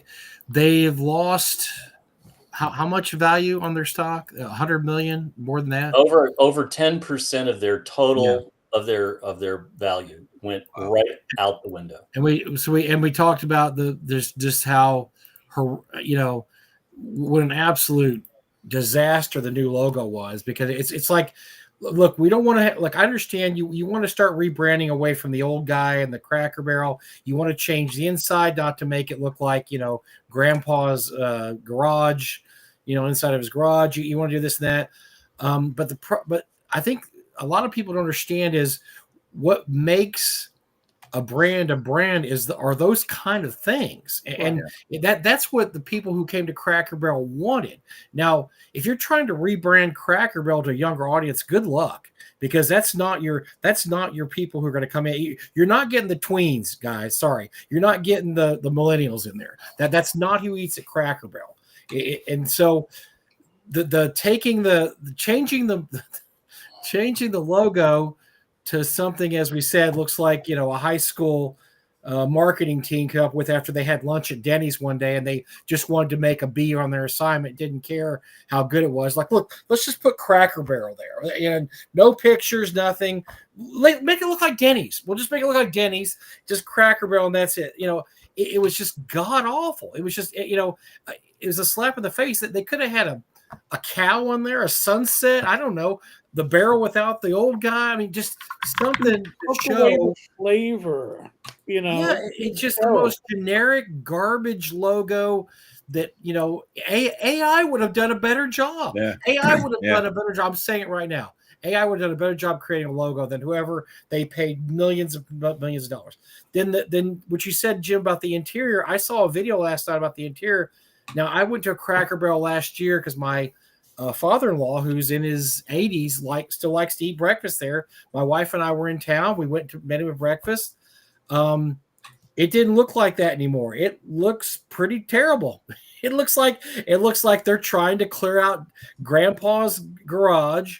And while they're cleaning up Grandpa's garage, the sister-in-law threw up some art she found at a local art show, and they threw some ugly tablecloths on there. I mean, my God, it's just, rebranding's one thing, but if you do such a half-ass shitty job rebranding, you're going to get kicked in the teeth. And that's exactly and then they double down on the failure by having the unveiling of the menu with a bunch of millennials that would rather catch fire than be in a Cracker Barrel.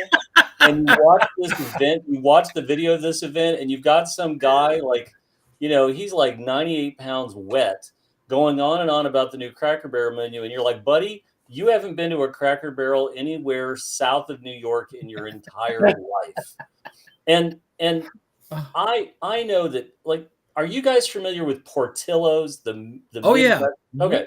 So Portillo's, every Portillo's has a bunch of the stuff on the walls like Cracker Barrel, right? They've got old posters and they really make an effort to theme. Every Portillo's has this same theme. It's part of their identity. It's a Midwest thing. They always lean into that. There's always stuff about Chicago, sure. Blah, blah, blah, blah, blah. And Cracker Barrel, it's like Bob Evans. My grandparents loved them some Bob Evans because they can remember the consistency of the restaurant, no matter where they were wherever they stopped, wherever there was a Bob Evans. Bob Evans used to be, it was always spotless and the food was okay and so on. The last time I went to a Bob Evans, I got sick. It was filthy. And the problem is that was the last time I went to Bob Evans, but the 3 or 4 times I had been in different Bob Evans before that, they were all filthy. They'd cut back on the standards. The hamburger chain Steak and Shake. I loved me some Steak and Shake, but the new guy who's running Steak and Shake has cut the corners so much that they've been on the downhill slide ever since.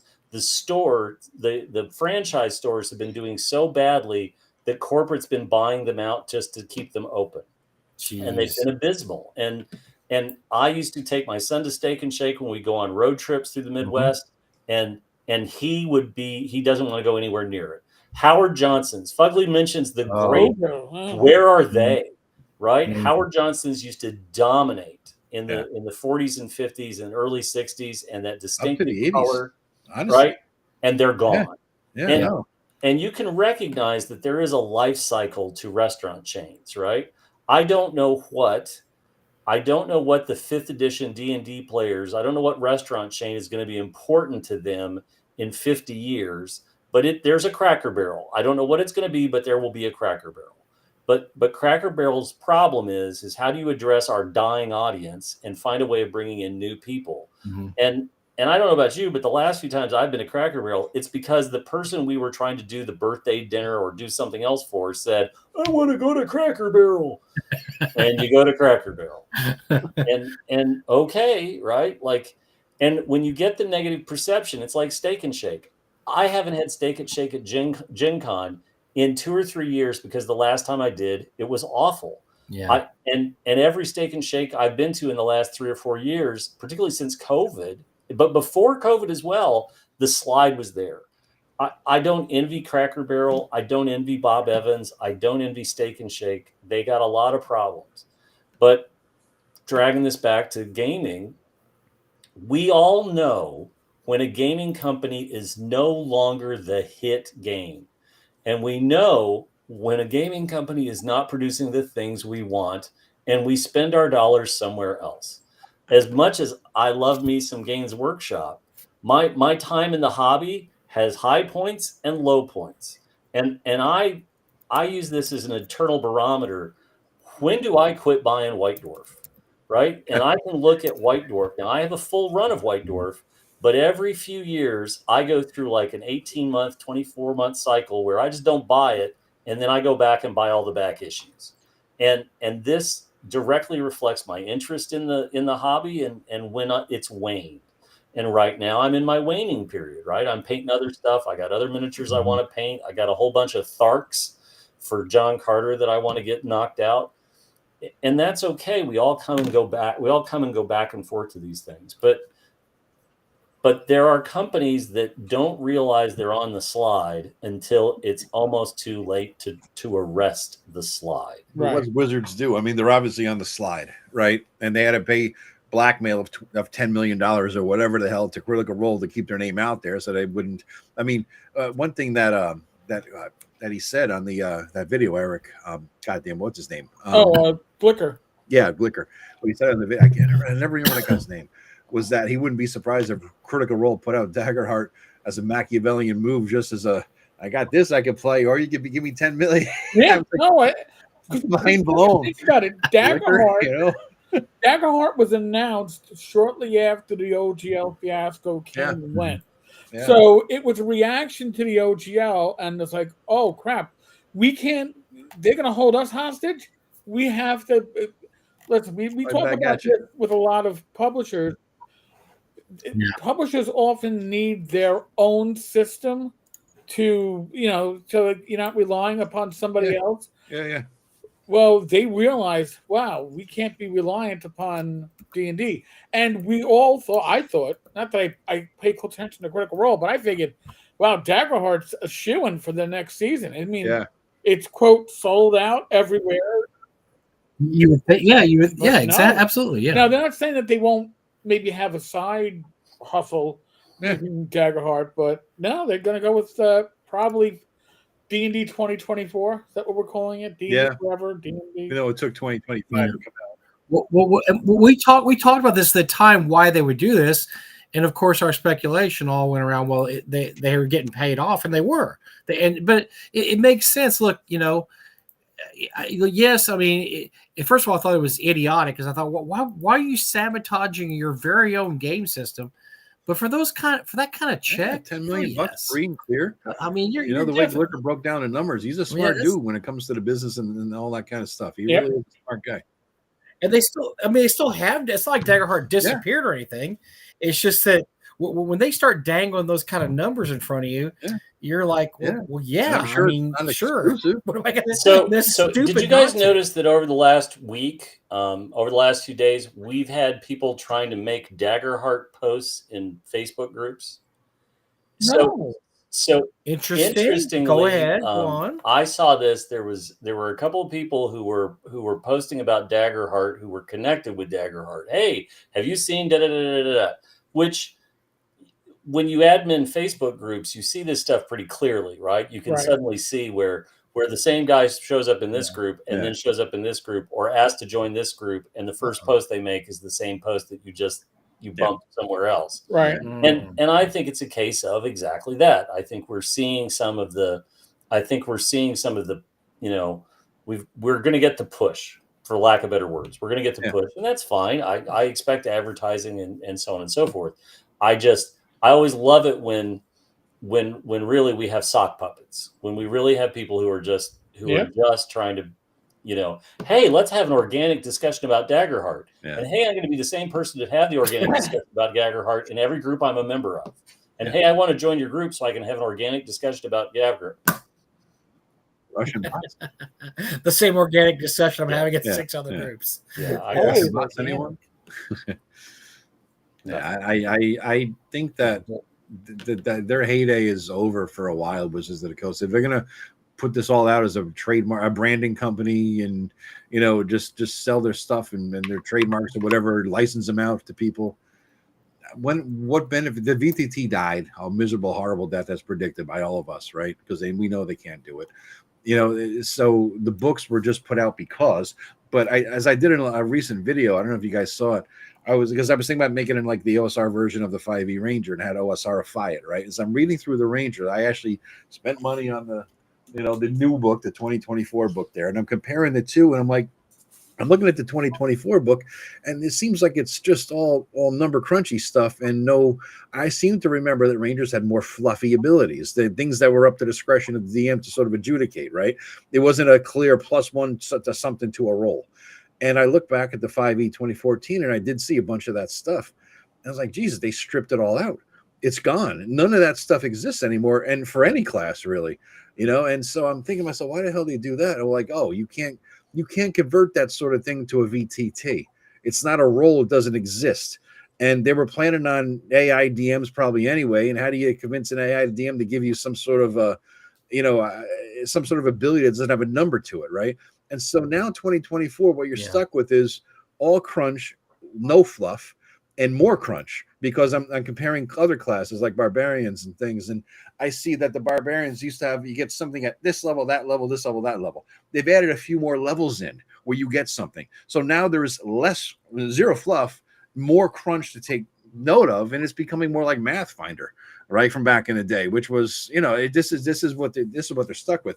So the latest greatest version is not going to be rewritten anytime soon. It's going to be out there on the shelves. This fluffless, bland, soulless piece of crap that's unfortunately going to be played by Critical Role, and it's going to bring maybe more people into the hobby. I don't know, or maybe they're going to shit them to Daggerheart or other games, but I don't think it's going to rejuvenate 2024, because at its core, 2024 has no soul. I think that's kind of where we're at right now, and there's not a lot of support for anything from the official publisher of 2024, right?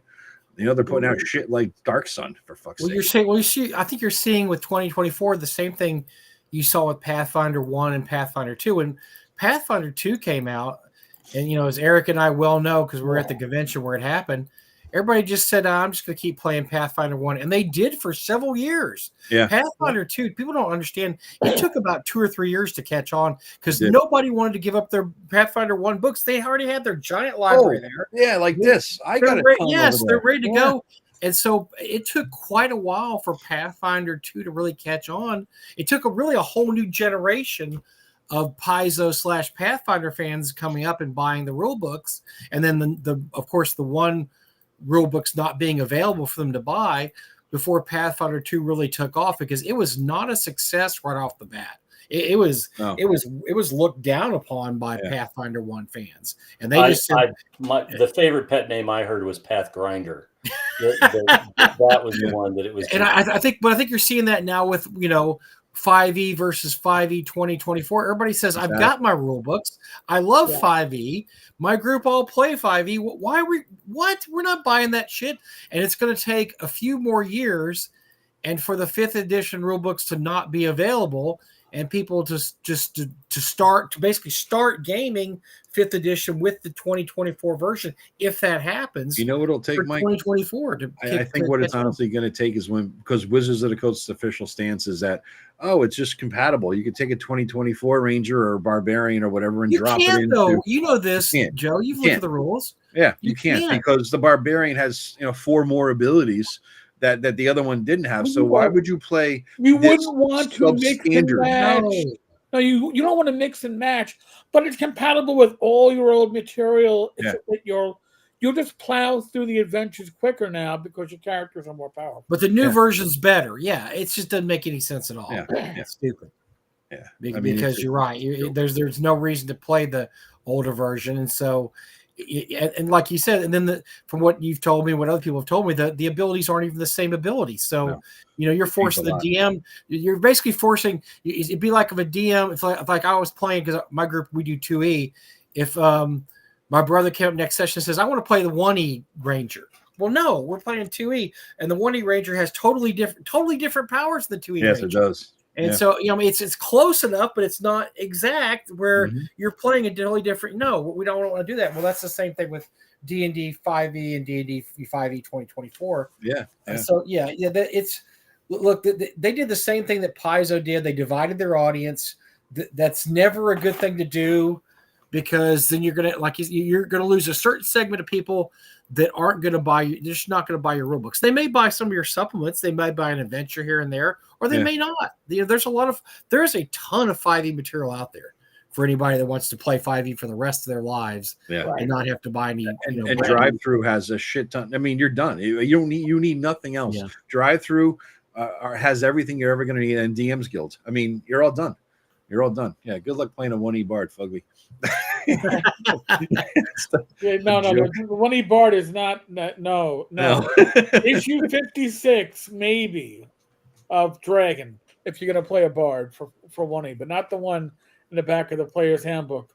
There's a guy out there that I've wanted to kick the shit out of ever since. Probably for 30 years. And here's the guy. It's the guy that says, when everybody says, well, there was a Bard first edition, but nobody ever played him. I played a first edition Bard, I'll have you know. I worked my thief to 7th level, then my blah, blah, blah, blah, blah. Fuck you. You did not. Shut up and get out of here. You are the Todd Rundgren of the RPG world. No, not even Todd Rundgren. You're the Ted Nugent of the RPG world. That's what I meant to say. I'm sorry. It drives me crazy when somebody pulls that out. Like, no, I played the first edition mod. Like, we looked at that. We said, yeah, we ain't doing that. We flipped through there and said, no. So who put themselves into that misery? No, nobody did that. God, stop it. Stop it. I'll come over to your house. I'll tear your books up. I will throw them in the fireplace, and I'll kick your ass. And I'll say, you did not play the first edition mod as written. I see your Todd Rundgren and Nugent and raise you nickel. No, I like Todd Rundgren. I said Todd Rundgren. I meant Ted Nugent. Oh, okay. Really so I would see your Nugent and raise you Nickelback.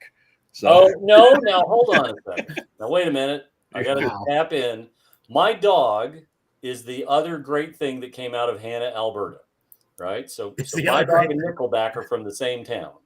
But Nickelback, to their credit, they were a grow up, came together, played in bars for years and years and years, made their shit ton of cash, a la Sir Mix-a-Lot, and they still on tour will give you your state fair dollars worth or wherever lower venue. Nickelback's laughing all the way to the bank. They have got more money than they know what to do with. Yes, so I understand that it's easy to pick on Nickelback, but if we're going to pick on somebody, I'm still sticking with Ted Nugent. Well, not only that, my dog just cannot abide with you knocking Hannah Albert. Nickelback leans into it now. Have you seen some of their posts on social media? They absolutely lean into it. They don't care. They've made millions of dollars. We'll make fun of ourselves. We don't care. One of the funniest things I heard about Nickelback, and I love this, right, is that if you go into a pool hall or a bar on a Friday or Saturday night, you still have people that want to hear Photograph. You still hear people that want to hear Animals. You still hear people who want to hear these Nickelback songs. And they are making money.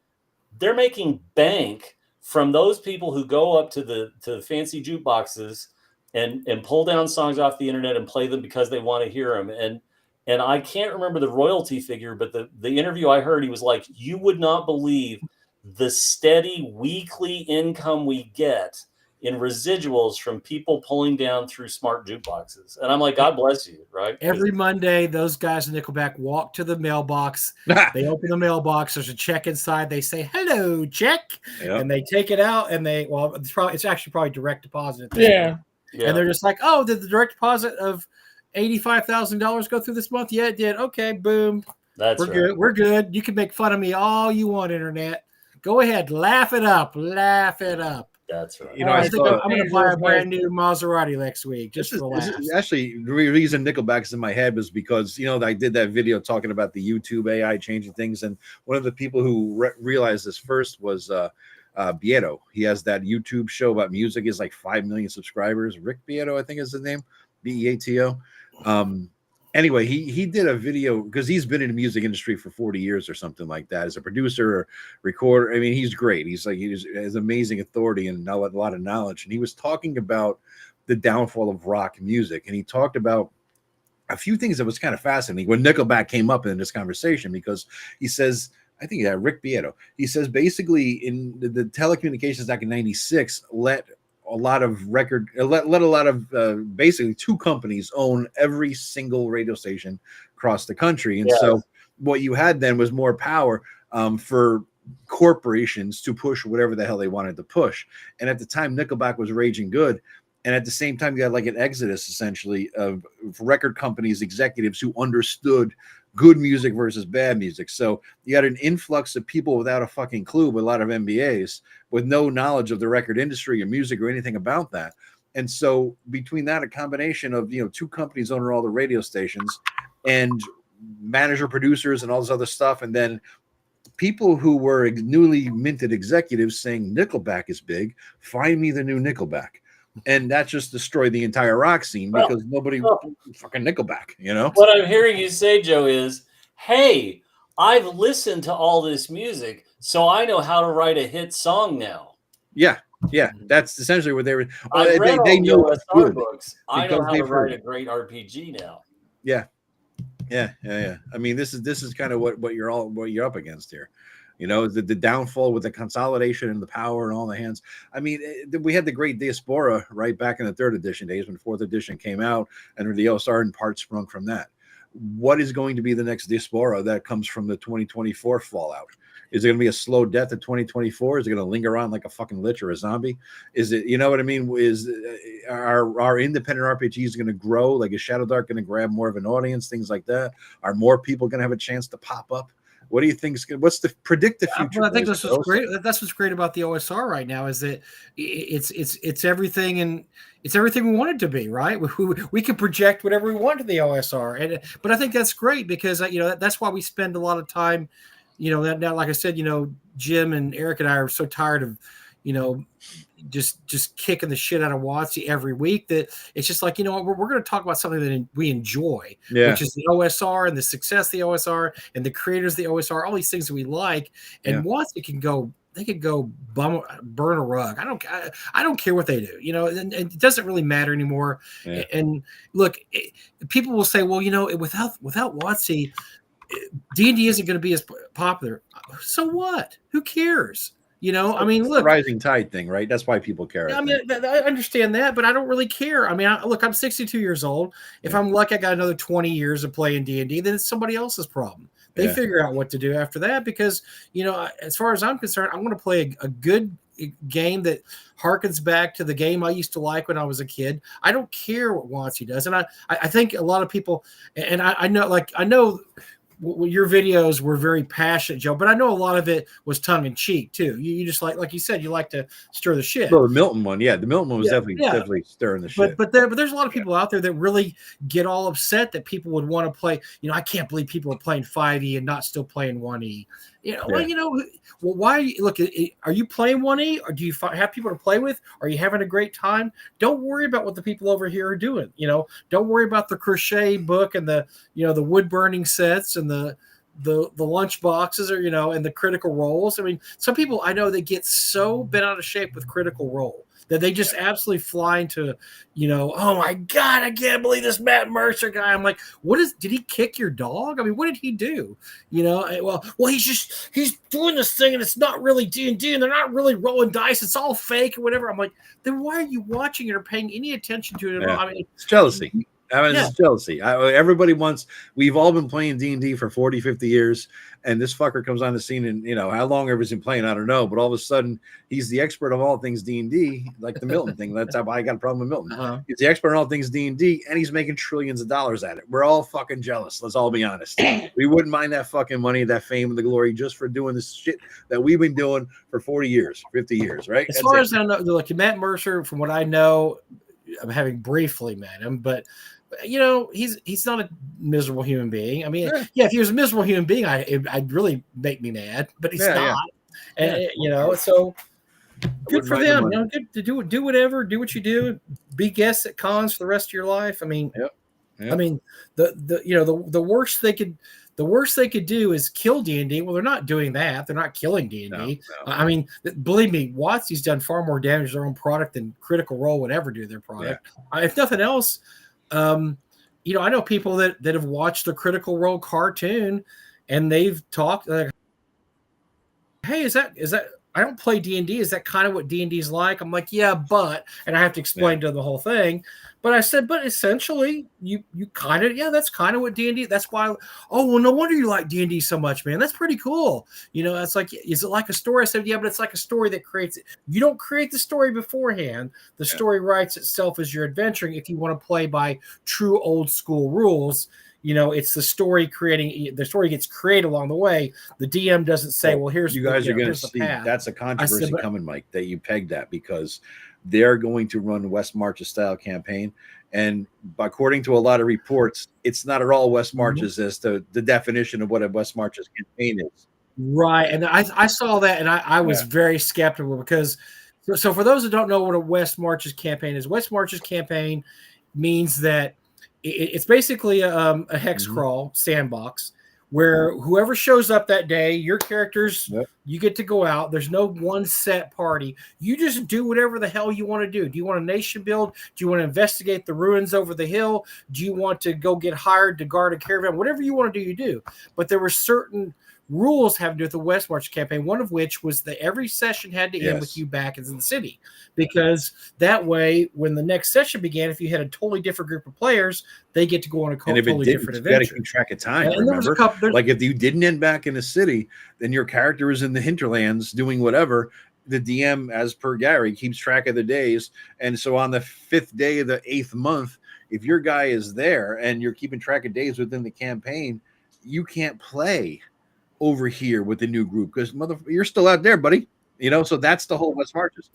Unless you roll up another character, and your first level, another first level character. So there was a lot of rules kind of along those lines, but there's been some very entertaining blogs about West Marches campaign. I know Chicago Wizard had one for a while. It was really entertaining. Live streamed one, remember? Yeah. Oh, that's right. Yeah. And so it's a very interesting style, but you're right. The main aspect of it is that it's all all spontaneous. It's all extemporaneous. I mean, you don't know what's going to happen each session. It depends on what your players that get together want to do. I mean, I ran a West Marches campaign for a short period of time, and it was a lot of work as a DM because you don't know what you're doing every session. I always ask no clue what your players want to do. Who's showing up next week and who wants to do what, and it gives you a rough idea. But you know, I ran a short one, and it was a pain in the ass. But the benefit of this style of campaign is that now you, instead of one show Critical Role, you got 3 shows with the main characters scattered throughout the 3 different groups, right?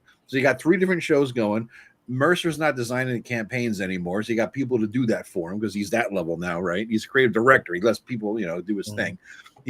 Then you could have guest stars. You know, you could have fucking Robert Downey Jr. come in one day and roll dice because it's a one-shot. It's a series of one-shot. It's not a campaign. It could build into a campaign or things develop based on the one-shots, but it's an organic development, right? Like you're saying. So you're going to have a lot of special guests because, like somebody said in the comments earlier, the one show that they actually watched was when Joe Manganiello stole the hand of Vecna, and I had heard about that and I watched it too. And I got to say I enjoyed the show. I enjoyed that episode because Manganiello's a good actor, and I knew a teeny little bit about him, and he has a hot wife, and so it was all good. You know what I mean? So just for your Vergara, but yeah, it was a good episode, and he stole it right away. But how are they? But you're right, Joe. How are they going to do that to make it a true West Marches? It's not going to be. That's the thing. They're going to call it a West Marches, and it's going to be flavored like, seems like, feels like, but not quite a West Marches. It'll be an illusion. It's an illusion of a campaign, and that's going to be the next rage thing. Is once this campaign starts going, all the old schoolers are going to be like, "Oh, it's not West Marches," and now I got people coming into my games wanting the Matt Mercer West Marches game, and I'm giving it to them, the West Marches game. They say it's not the same game as Matt Mercer plays. It's going to be a whole new Mercer effect, skewing what the hell a West Marches game is, you know?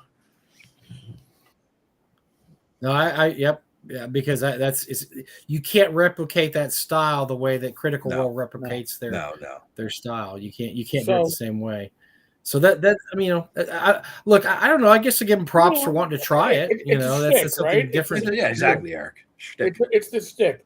Yeah, we're talking about sticks. And talking about Nickelback, Mike, what is your 5 picks of the week? Well, first of all, I want to Jen. You can just go. She said that I was going to have Nickelback, No Ted Matchbox Nugent, 20? Come on. and whatever tonight. No, I don't think so. So returning CDs are the Elvis Costello Live of the That's Congo. like how many weeks in a row is that now, Mike? Listen, 4 weeks. 4 weeks on that one. Ryan Bingham's up to 3 weeks. Tomorrowland. I like Ryan Bingham a lot. I like his albums. This album is really growing on me. Probably one of my favorite Ryan Bingham albums now. Second week in a row, Modern Lovers, one of my favorite albums of all time. Big 70s band. Jonathan Richman was a kook, and this guy over here was in the Cars. Everybody in this band ended up being in a band. This guy was in the Cars. Benjamin, I can't remember the other, but anyway, he put together a super group before it was a super group, and they had some great stuff.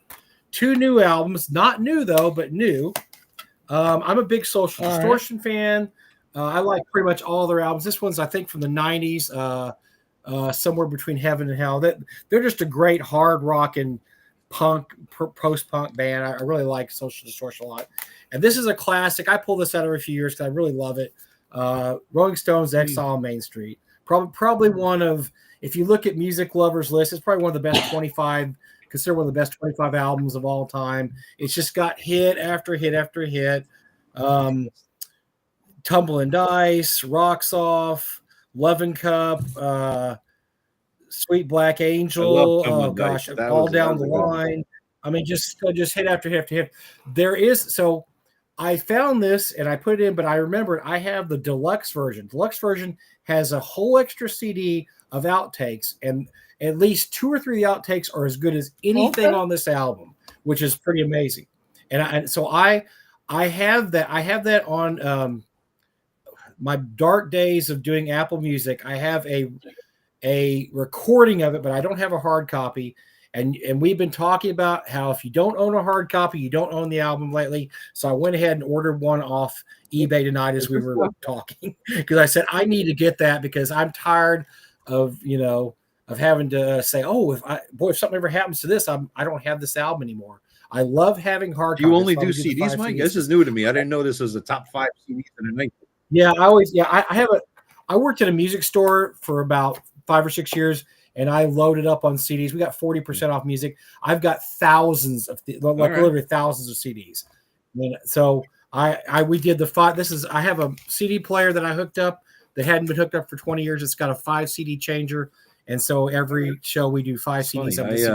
I'm a bookstore, as you could tell, used bookstore guy. And this one bookstore, he'd been in business 30 or something years plus. And at one point in like early mid 2000s, he started like he would buy lots of books from people who were dead or whoever.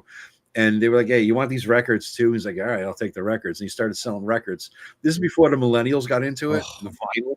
We call it records. They call it vinyl because it's on the shelf as a decoration, right? Yeah. Before they got into it. So he started selling these records. I'm like, oh, he's Ron. I got them from so-and-so croaked or whatever. So I'm picking up records for $2 or $3 a record that probably now go for $30 a record, right? Because he didn't know what the fuck he had. Oh, it's crazy. So, yeah, it's crazy. Like, I went from this crappy ass record player I got somewhere on Amazon to I'm up to like 500 records now, mostly classic rock, probably 400 classic rock, 100 other stuff, right? And on the shelves, and I need a good record player. And what I wanted was, because it's mostly 70s, right? Late 60s to mid 70s. That's my jam, classic rock. The Stones, Janis Joplin, The Doors, Zeppelin. I love fucking Zeppelin, right? And so I'm like, I need a good record player. And I didn't want a new one. I wanted a used record player, because if I'm listening to this fucking record that was from 1975, I want a goddamn record player that was around back then too. So I basically spent 1 month of rent on a great sound system, speakers, record player, the whole bit. I got it all set up in there, and I upgraded it. It's really, really nice. I mean, I like the ritual of a record. I like the ritual of getting up, flipping it over and listening to it. What I'll do is there's a whole thing there. You're absolutely right, because it's unfortunately what I did was I did some short-sighted stuff when I worked at the music store in the late 80s to the mid 90s. I pretty much got rid of my albums. When I would get a It's CD, the I album, would yeah. sell the album because I'm like, Yeah. okay, I have the CD now. And I hate that I did that now. The only records I have, I've got 500 or 600 records still, but they're all stuff that was Yeah. really obscure or rare or was never made into a CD or it was like a special edition or whatever. Do you remember what they call the albums that were called master recordings or whatever? Yeah, I got one of those master record. Yeah. And so, yeah. Oh, wow. Well, but unfortunately, I got rid of a lot of my albums, which I now regret because, you know, like you said, the sound's richer. The whole, it's just cool doing it. Like you said, just putting the needle on there, a little scratch at first, and then it kicks in. And you know what I like about it too? It's like I only buy used records. I won't buy them new unless I absolutely have to, because some records nobody will part with until the day they die. They'll be buried with them. Like, you know, like Kind of Blue. Well, all the bands now, they have vinyl releases of all their albums now, which is if you just said that 20 years ago, you'd have been laughed out of whatever bar you're in. By the way, you know, bands are going to start counting albums again. They're going to look at you like, shut up. You've been. But I like the old ones, even though the new ones are 120 grain and thicker and heavier, more durable, and they don't have the scratchiness because some asshole dropped it in the fucking needle for, you know, stone and drinking it. But what I do like about the old records is, you know, you got your warps, you got your clicks or whatever. You keep upgrading it, you buy a newer version of it. But I love looking at the cover and seeing like the coffee ring, the stain, the cigarette burn. I like thinking as I'm listening to this record, what was Jack Duncan in 1975 thinking about when he was listening to the same fucking record and he put his glass or whatever the hell on the record and it stained it. I like the history of something in addition to the ritual. You know, that's why I'll always pretty much the liner notes. I mean, a lot of those bands, a lot of those albums have great liner notes in there that, you know, and you lose that completely when you have this little tiny thing here. You're trying to read liner notes, and it was so cool. You can just open the album. It's like you're opening this brand new book almost. And you got the first artwork pressing of Styx's Paradise Theater with all the wonderful detail that's on that album and was never done again for any of the other pressings. And you look at it and it's just gorgeous, right? And well, how about all the great Yes album covers that were just incredible? And then you have there's a couple of them that fold out like Roger 4 times. Stuff. You got this giant. And nowadays you get the CD and you fold it out. And it's this big. Even read it fresh to our eyes. That's great. You know, but yeah, that's why you would sit there with your drink, your beer, your coffee, your weed, and you just sit there and you look at the album as you're playing it. You know, and you read. Everybody knew like Glyn Johns was the producer or whatever, you know, on this one, and so did the backup on that one, and that's why there was knowledge of this stuff. Not only that, but the record told a story. The bands who were good, the bands who were real artists, they fought over what song was going to be on the record and what the order of them would be and which side they would be on, because they wanted an overall vibe. They weren't selling one picture. They were selling a goddamn arrangement of pictures. You know what I mean? And they put it in that kind of a metaphor. And you don't have that anymore because, again, with Nickelback, people just wanted fucking quick hits. They wanted one shots. You know, they didn't matter because nobody, especially with Napster later on, nobody was buying fucking, you know, records anymore. They were just looking for the one song on the record. And you know, well, I listen to Pandora a lot when I'm upstairs, and I like Pandora a lot, but you don't hear an album. You hear like a song from this band and this band, and it's, I wouldn't say it's disjointed, but like the guy was telling you earlier, Ryan Bingham, I didn't know much about him, but he kept popping up my Pandora feed. So I bought one of his albums. It's called Mexicana, and it's probably his best album. And I didn't know at the time. And it's just, the whole album tells a story. It's about living on the road in Texas, and it's just, and I didn't understand this when I'm hearing the individual songs, but I'm listening to the whole album in a row, like, holy shit, this is a fucking work of art. He's telling a whole story about what it's like to be homeless, and he's wandering the streets of Texas, and the headlights are heading toward him, and is this guy going to pick me up, or is he going to kill me, you know, or is he going to drive me to my next stop? I mean, it's just so cool. I'm like, wow, we miss that now, because now it's just a singles. It's a whole thing of singles, because all this streaming music, all you have to do is have single after single after single. You're not going to put a whole. And Mike, it's an attention span thing too. Dark Side of the Moon. Dark Side of the Moon it has to be an album. It's just perfect. And that the Cars, Heartbeat City, The Police's Synchronicity, Yes. U2's The Unforgettable Fire. The B side of The Unforgettable Fire is perfect. It's just perfect. One great song leads right into another. Now, are we up for movie time? Because I'm ready. All right. Sure. So I've got 2 this week because they're both. I'm going to do a double feature at some point this weekend. And so the first off of the gate, we'll go. Which do you want to go with? Do you want to go with modern or do you want to go with classic? What are we doing here? This is what you're watching this weekend? I usually do one movie, but this week do modern for go modern to classic. Modern?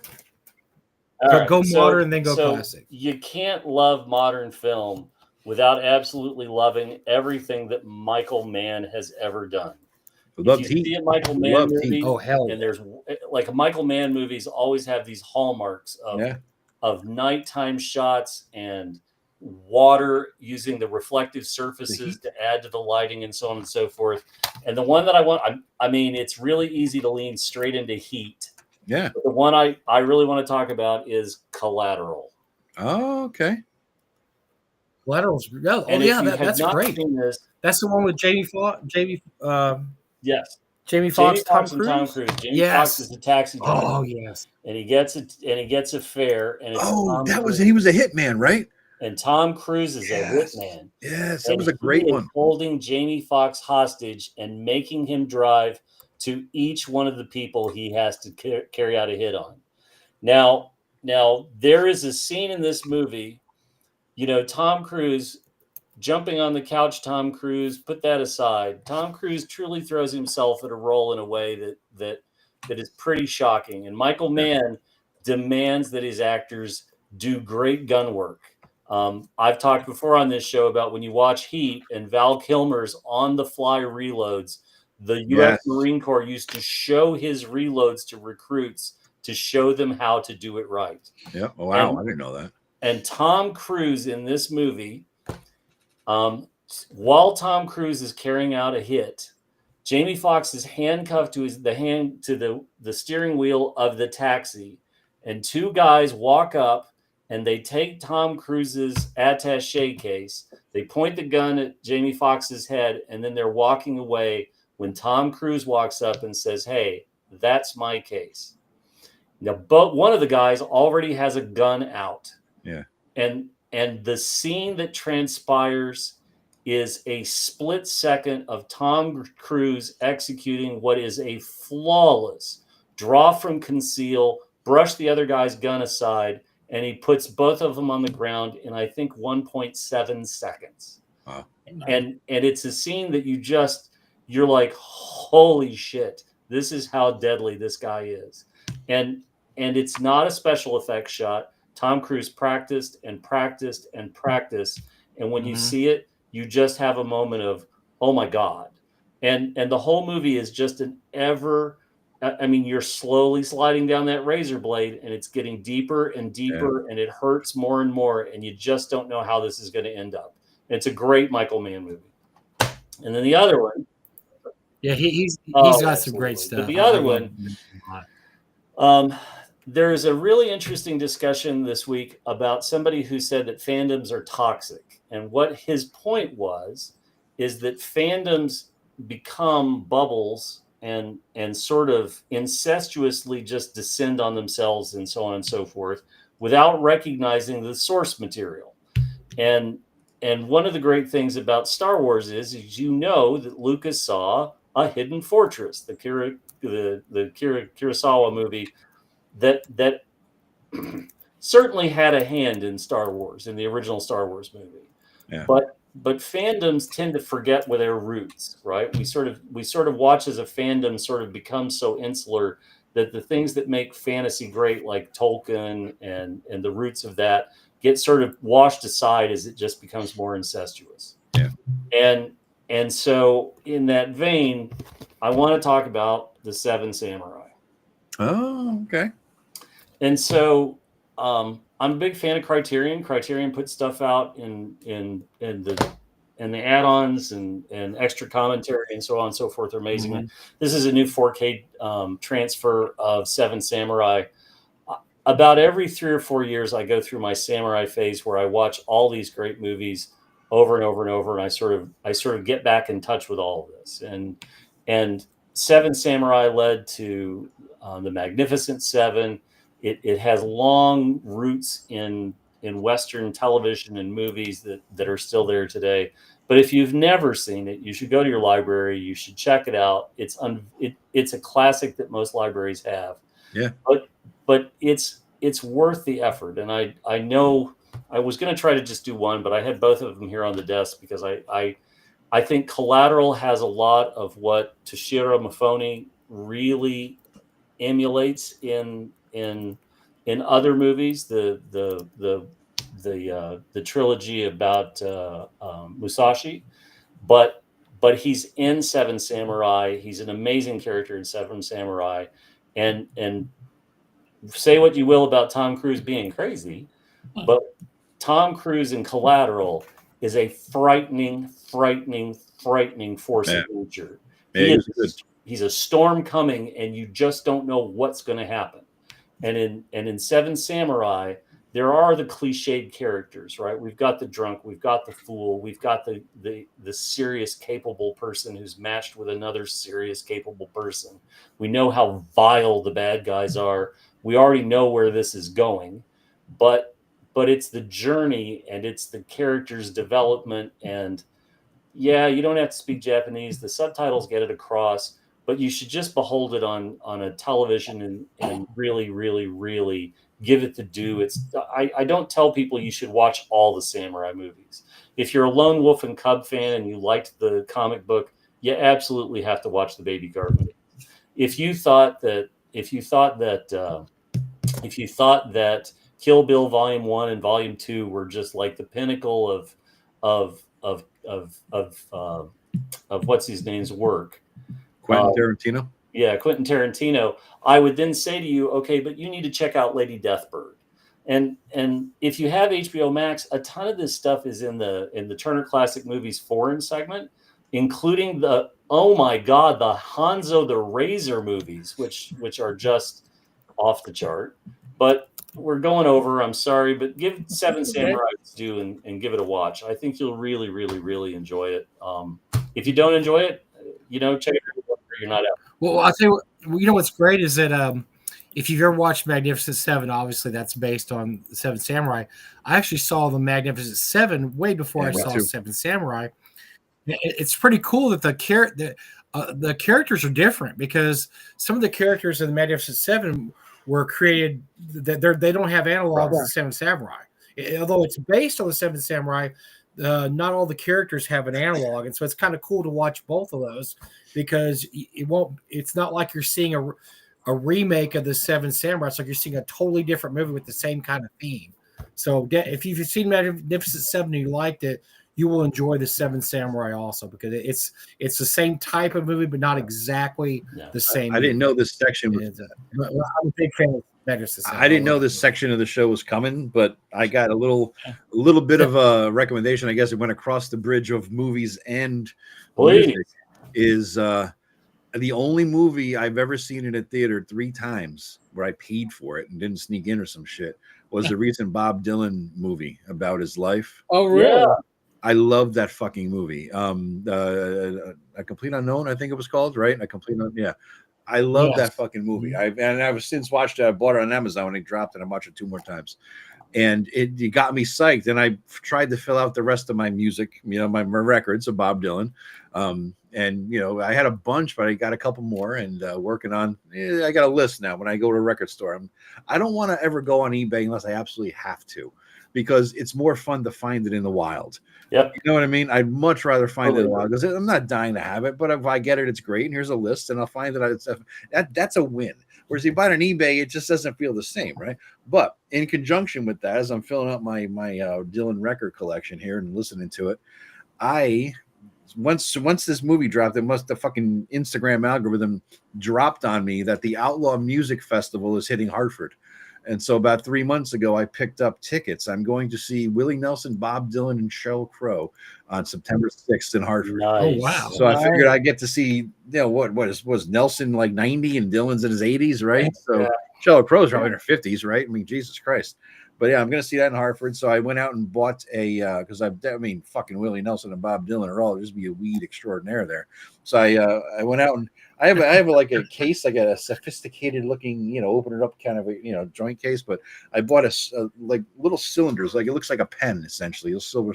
I could drop a joint in there, and I'm going to bring it in, and I'm bringing my fucking old fashioned Zippo flip the top off lighter. So when all these douchebags are holding up their fucking iPhones for their light, I'm gonna have my goddamn lighter up there like we used to do in the old days. Like there you go. And we're all set to go. So I'm gonna hold that up and then I'm gonna try to light all the iPhones around me on fire with it. Just fuck that shit, man. I'll tell my quick Bob Dylan story, and then we'll wrap this up. I went to a David Letterman special filming in Radio City years ago. I was probably in my college days, and aside from the stupid pet tricks, which everybody loved, Bob Dylan was the musical guest. Wow. With a few others like Cyndi Lauper that were like all like the background singers. Well, Bob Dylan was late getting out onto the stage, and then they were going to sing Like a Rolling Stone, like his classic song. And he gets out there, and he's mumbling words, and all I hear is, "I stone that road." Oh, God. Now, people didn't know this at the time, but they do 2 filmings of all those specials, and they piece together the pieces. Huh. They sobered him up for the version that was on TV. Oh, yeah. Because he actually knew the lyrics. And that, Yeah. You saw Cyndi Lauper trying to go, cover for him. Like, oh my God, it's a stone. I was like, oh my, it was the funniest thing. Didn't make the TV because I watched the special afterwards. He is not the best. I've had some friends that are giant Bob Dylan fans that have seen him live. He's not I've great heard live, that. guys. He's just not a good, there's some people that are great live. I would say based on this Elvis Costello I've been listening to for a month now that he's just, I've seen him live twice. He's really, really good live. I've heard Dylan that too. is not. He's I don't think he remembers the lyrics anymore. Yeah, he didn't know it back then, and that was 30 years ago. Yeah. Folks, real quick thing. Joe's channel is Joe the Lawyer. If you're watching on my channel, go to Joe's channel. It's good. He does some good stuff. He's opinionated, but aren't we all? It's clickbait. It's great clickbait. Some of it is. It's awesome. Some of it's actually content. I know. But I'm just giving you a hard time. Go to Joe's channel. Other than that, And vice versa, guys. Join Eric's. You probably already do. Tomorrow night, Friday night, Saturday night at 8 p.m. On Rumble, Inappropriate Characters, 7 p.m. on Sunday. Other than that, thank you to Joe for joining us. Mike and Jim, guys. Always thank you. Yeah, and I'm having Ask Me Anything on Saturday night at 8:30, I believe, and I'm having a members only show Sunday morning, 10 a.m. Eastern. All this is Eastern times, members only. And what I do is I drop a link into the channel so that all you got to do is grab a Restream account, which takes 9.5 seconds to make, and you can actually come on video and hang out, not just in the chat. So members only could just bullshit, hang out and talk, do breakfast. Nice. So yeah, very cool. Yeah. So join that. All right, folks. As always, be safe, be well. God bless. Roll this ice, roll them well, and I'll see many of you tomorrow. Yeah. Thanks, everyone.